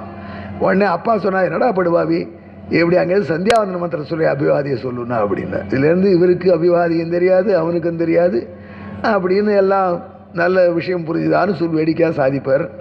இப்படி மனுஷன் உடம்புல 5 பிராணன் இருக்குது. பிராணன், அபானன், வியானன், உதானன், சமானன். 5 டைப்ஸ் ஆஃப் கேஸ். இந்த கேஸ் ஈக்குலிபிளத்தில் இருந்தால் நமக்கு ரொம்ப இல்லை. கேஸ் சரியாக இல்லாததான் வலிகள். எங்கள் மனைவி அடிக்கடி சொல்கிறா, கேஸ் ப்ராப்ளம், லேட்டாக சாப்பிட்றா, அங்கே வலி இங்கே வலி எல்லாம் வரத்தான் செய்யும். முதுகு வலி வருது, அங்கே வலி இங்கே வலி ஏற்படக்கூடாது. அந்த பிராணம், இந்த 5 பிராணன் ஈக்குலிபிளத்தில் இருக்கணும். கலியுகத்தில் மனிதர்களுக்கு இந்த பிராணன், அபானன், வியானெல்லாம் ஈக்குலிபிளத்தில் இருந்தால் இல்லாட்டாலும் வேறு 5 பிராணன் மட்டும் ஈக்குலிபிளத்தில் நிச்சயம் இருக்கணும். அது என்னன்னு கேட்டால் நீலகண்டேஸ்வரர் சொன்னார், கலியுகத்தில் மனிதர்களுக்கு 5 பிராணன்கள், பிராணன், அபானன், வியானன் கிடையாதுயா. மனைவி, மாமனார், மாமியார், மச்சினன், மச்சினி, இந்த 5 பிராணனும் ஈக்குலிபிளத்தில் இல்லைன்னா தொலைஞ்சான் மனுஷன். கிரகிணி பகினி தஸ்யாக ஸ்வசுரோ சியால இத்யபி பிராணினாம் கலினா சிருஷ்டாக பஞ்ச பிராணா இமே பரே அப்படின்னு அந்த கவி அனுபவித்து சொல்லியிருக்கான். இதில் யாராவது ஒருத்தரை பாய்ச்சினாலும் நிம்மதியாக இருக்க முடியாதுங்கிறான். இது 5 பிராணத்தை ஈக்குலிபிளத்தில் வச்சுக்கோங்கிறான். ஆனால் பகவானை போய் கேட்டான், உமக்கு பஞ்ச பிராணன் யாருன்னு கேட்டான். அவர் சொன்னார், எனக்கு பிராணன் கிடையாது, அப்பானன் கிடையாது, வியானன் கிடையாது, உதாரணம் கிடையாது, சமானம் கிடையாது. எனக்கு 5 பிராணன் தர்மர், பீமன், அர்ஜுனன், நகுலன், சகரி. அதைத்தான் பாரதத்தில் பகவான் பண்ண டிக்ளரேஷன் ரொம்ப முக்கியமானது. கண்ணபிரான் தூது வந்தான், எல்லாருக்கும் தெரிஞ்ச கதை இது. தூது வந்த கண்ணபிரானை துரியோதனன் தங்க அரண்மனையில் விருந்துக்கு அரவைச்சான். தூதனோ இல்லையோ, அதுக்காக விருந்துக்கு, ராயல் விருந்து. துரியோதனன் கண்ணபிரானுக்கு சம்பந்தி. அது தெரியுமில்லையோ உங்களுக்கு? என்ன கஷ்டம் தெரியுமா? பாரதம் சொல்ல ஆரம்பித்தா அங்கேருந்து இங்கே முடிச்சுப்போம். துரியோதனனுக்கு லக்ஷ்மணா என்று ஒரு பெண். அந்த லக்ஷ்மணா என்கிற பெண்ணுக்கு துரியோதனன் சுயம்பரம் வச்சான். அந்த சுயம்பரம் வைக்கிறச்சே அந்த சுயம்பரத்துக்கு கிருஷ்ணனுடைய பிள்ளைகளில் சாம்பன் போய் சேர்ந்தான். சாம்பனுக்கு தங்கள் அப்பா மாதிரி தானும் அட்வென்ச்சர் பண்ணணும்னு ஆசை. அதுக்காக அந்த பெண் மாலையை எடுத்துன்னு வந்தா. இவன் டபால்னு பாஞ்சு, நீ தான் என் மனைவி அப்படின்னு மாலையை போட்டு இழுத்துட்டு வந்துட்டான் அவளை. பீஷ்மர், துரோணர், கிருபர், கர்ணன்லாம் இருக்கா அந்த சபையில். இவன் இப்படி தடால் இழுத்து விடுவாளாவா? இவன் அப்பா ருக்மிணியை அபகரிச்சு வந்தார். அந்த அவரை சாமர்த்தியம் வேறு இவனால் முடியுமா? அதெல்லாம் இழுத்தான். உடனே பிடிச்சான், அடித்தான், அவனை கட்டி ஜெயிலில் போட்டான். ஜெயிலில் போட்ட பிற்பாடு யாதவர்கள் கொதித்தார்கள், பா அஸ்தினாபுரத்தை துவம்சம் பண்ணிட்டு வருவோம்னு. அப்போது பலராமன் சொன்னார், அதெல்லாம் வேண்டாம், நான் போய் சமாதானம் படிச்சுட்டு துரியோதனன் என்கிட்ட படித்த பையன் சொன்னால் கேட்பான் அப்படின்னா. சரி போங்கன்னார். வந்தார் பலராமன். வந்த உடனே ஊர் எல்லையிலே தங்கி நான் வந்திருக்கேன்னு செய்தி சொல்லி அனுப்பிச்சார். உடனே பீஷ்மர் துரோணர்லாம் நிறைய பழம் வெத்தலை பாக்கெல்லாம் எடுத்துகிட்டு வந்து எதிர்கொண்டு அழைச்சா. சுவாமி ஊருக்கு வரணும்னா இல்லை ஒரு முக்கியமான காரியம் இருக்குது, அதை அனுப்புறம் வரேன்னார். என்ன காரியம்னு பீஷ்மர் கேட்டார். உடனே பலராமன் சொன்னார், எங்கள் இளவரசனை அரெஸ்ட் பண்ணி வச்சிருக்கலாம், உக்ரசேன மகாராஜா கட்டளையிடுறா ரிலீஸ் பண்ண சொல்லி. கிருஷ்ணன் ராஜா கிடையாது, உக்ரசேனன் தான் ராஜா. கிருஷ்ணனுடைய அம்மாவனுடைய அப்பா அவர் தான் ராஜா. அவரை உக்ரசேனர் பட்டாபிஷேகம் பண்ணி வச்சுருக்கான். பலராமன் அவள்கிட்ட அவர் வேலை செய்கிறாளாம். அதுக்காக பலராமன் சொன்னார், உக்ரசேன மகாராஜாவுடைய கட்டளை எங்கள் இளவரசனை விடுதலை செய்யணும். பீஷ்மர் ஓகேன்னு சொல்லலை. அது உக்ரசேன் நமக்கு கட்டளையிடுறது, ஏன்னா இது செருப்பு தள்ள ஏறி உட்கார காலமாகிடுது. நாங்கள் சந்திரவம்ச சக்கரவர்த்திகள், எங்களுக்கு கட்டளையெல்லாம் கிடையாது, மன்னிச்சுக்கணும், வேறு ஏதான்னு சொல்லுங்க, சரி ரிலீஸ் பண்ண மாட்டோம். துரியோதனன் பொங்கினான், எப்படி விடுறது, எங்களை என்ன நினச்சேள், ஏன்னா உங்கள் உக்ரசேனருக்கு பயந்தவளா நாங்கள், எங்கிட்ட யார் இருக்கா, பீஷ்மர் இருக்கார், துரோணர் இருக்கா, அஸ்வத்தாமா இருக்கார், கிருப்பர் இருக்கார், கர்ணன் இருக்கான், அர்ஜுனன் இருக்கான், பீமன் இருக்கான், அப்படின்னு சேர்த்துணும்னா இல்லை, நாங்கள் யாருக்கும் அஞ்ச மாட்டோம் அப்படின்னா. பலராமன் சரி உங்கள் சௌகரியம் அப்படின்ட்டார். ஊருக்கு வரேன், நான் ஏன் வரேன், நீங்கள் தான் சொன்னதை கேட்கலையே, போங்க ஊருக்குன்னார். எல்லோரும் ஊருக்கு போனோடனே பலராமன் என்ன பண்ண போகிறாரு நினச்சா, கலப்பை எடுத்தார். ஆதிசேஷ பகவான் அஸ்தினாபுரத்து கங்கை கரையில் அஸ்தினாபுரம், அந்த கலப்பையை வச்சு இந்த பக்கம் நம்பினா ஊரே அப்படி தூக்கி வந்துடுத்து. பீஷ்மர் உட்காந்து ஆடுறது, என்ன ஆடுறதுன்னார்.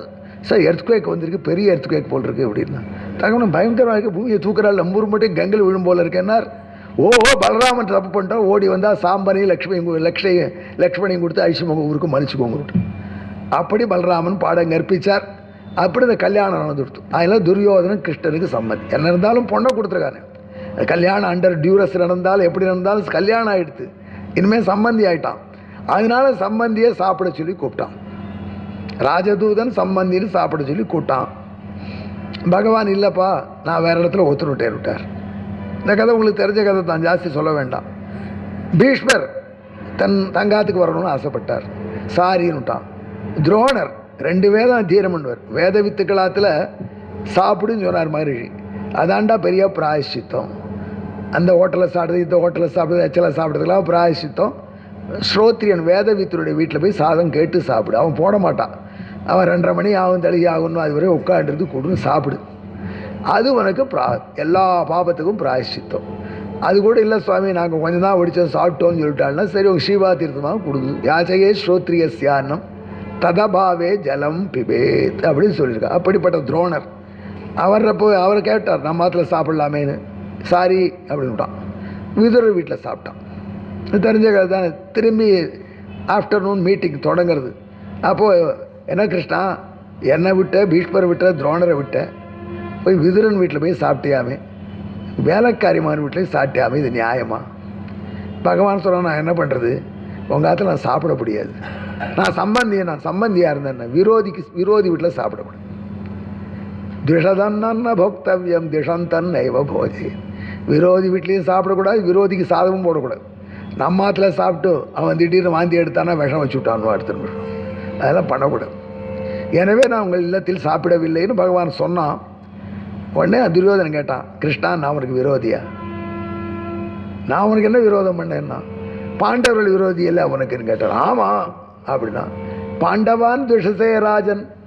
யார் தெரியுமா பாண்டவா? மம பிராணாகி பாண்டவா, அவன் என் உயிர்கள், என் உயிரையே துவேஷம் பண்ணிவிட்டு அப்புறம் உனக்கு எனக்கு விரோதம் என்னன்னு கேட்குறேன், நன்னா இருக்கான்னா. அந்த லெவலுக்கு பாண்டவர்கள் போய் கண்ணபிரானுக்கு பிராணனாக ஆனார்கள்.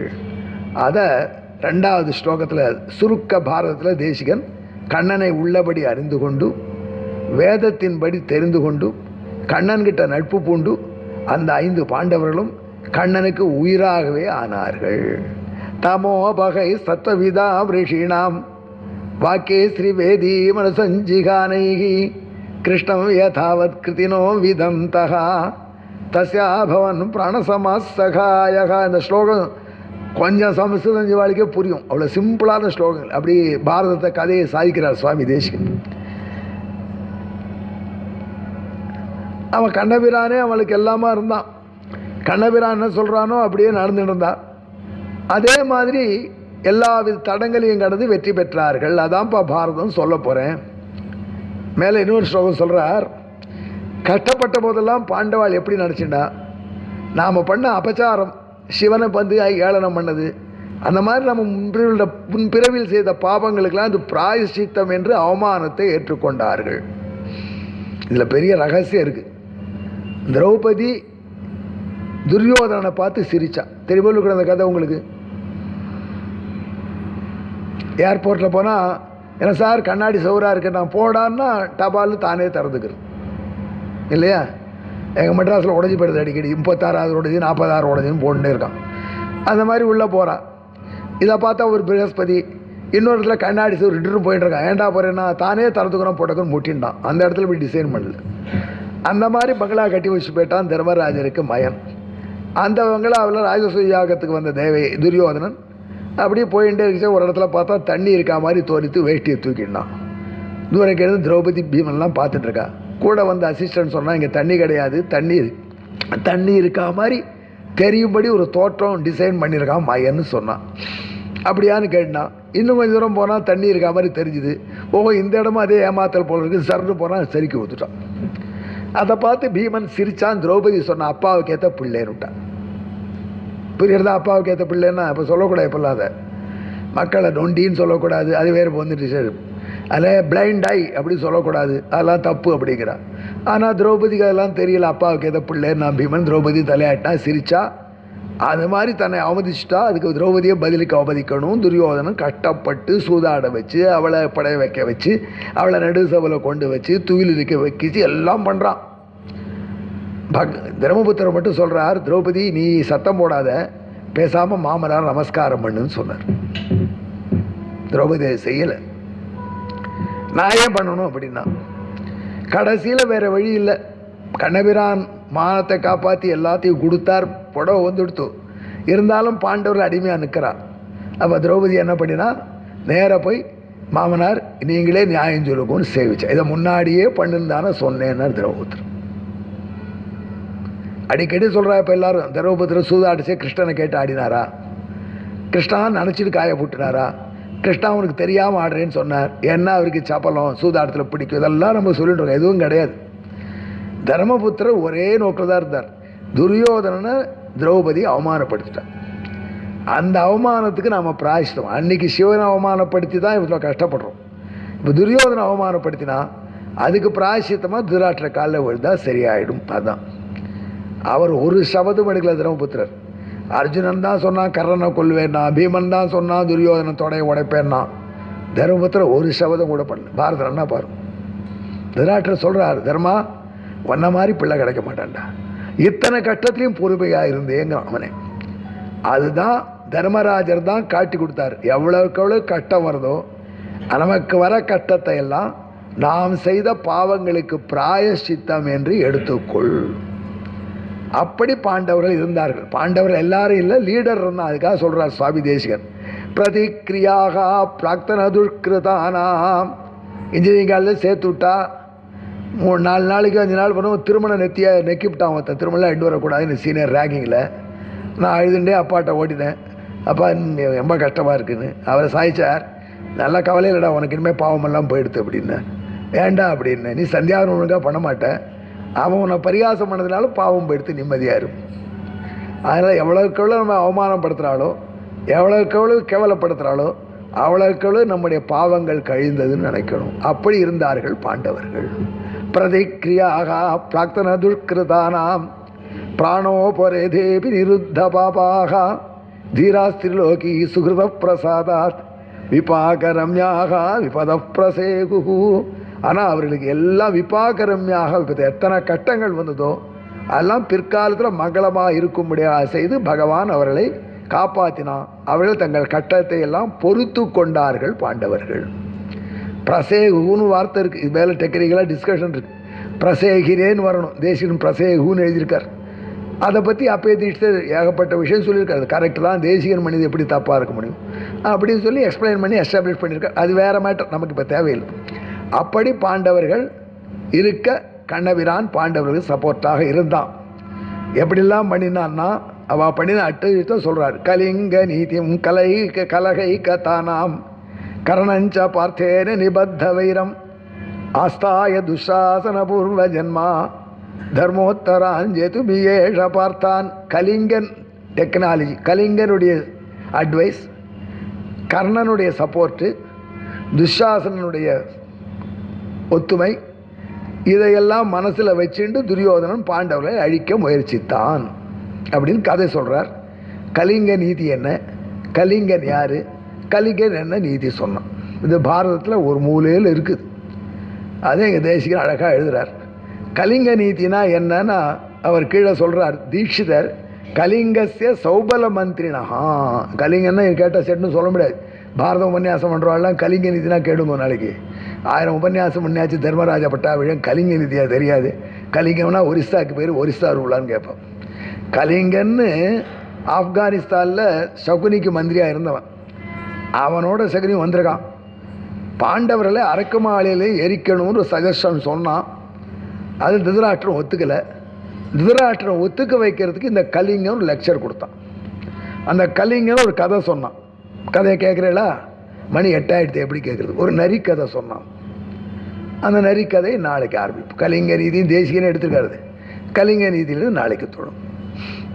ஏவமே தத் புராவிருத்தம் ஆக்கியாதம் பத்ரமஸ்துவாக. இன்னும் நிறைய பேர் வரலாம்னு பார்க்குறோம். கொஞ்சம் பேர் வந்தால் சொல்லணும். கலிங்க நீதி தெரிஞ்சுக்கிறது வரலாம். முக்கியமாக ஏவமே தத் புராவிருத்தம் ஆக்கியாதம் பத்ரமஸ்துவாக பிரவ்யாகிருத விஸ்ரப்தம் பலம் விஷ்ணு பிரவர்ததாம் லாபஸ்தேஷாம் ஜெயஸ்தேஷாம் குதஸ்தேஷாம் பராபவः ஏஷாம் இந்தீவரஸ்யாமः ஹிருதயே சுப்பிரதிஷ்டிதः காலே வருஷத்து பர்ஜன்ய பிருத்திவி சஸ்யசாலினி தேசோயம் க்ஷோபரிகிதः பிராமணாः சந்தி நிர்பயாः பித்ரே பிரம்மோபதேஷ்டே மே குரவே தெய்வதாய ச பிராப்யாய பிராபகாயாஸ்து வெங்கடேஷாய மங்களம் பித்ரே பிரம்மோபதேஷ்டே மே குரவே தெய்வதாய ச பிராப்யாய பிராபகாயாஸ்து நம ஸ்ரீநிதயே நமः ஏஷ வை க்ளுப்தோ நாம யஜ்ஞः கல்பதே வை தத்ர பிரஜாப்யோ யோகக்ஷேமः யத்ரைதேன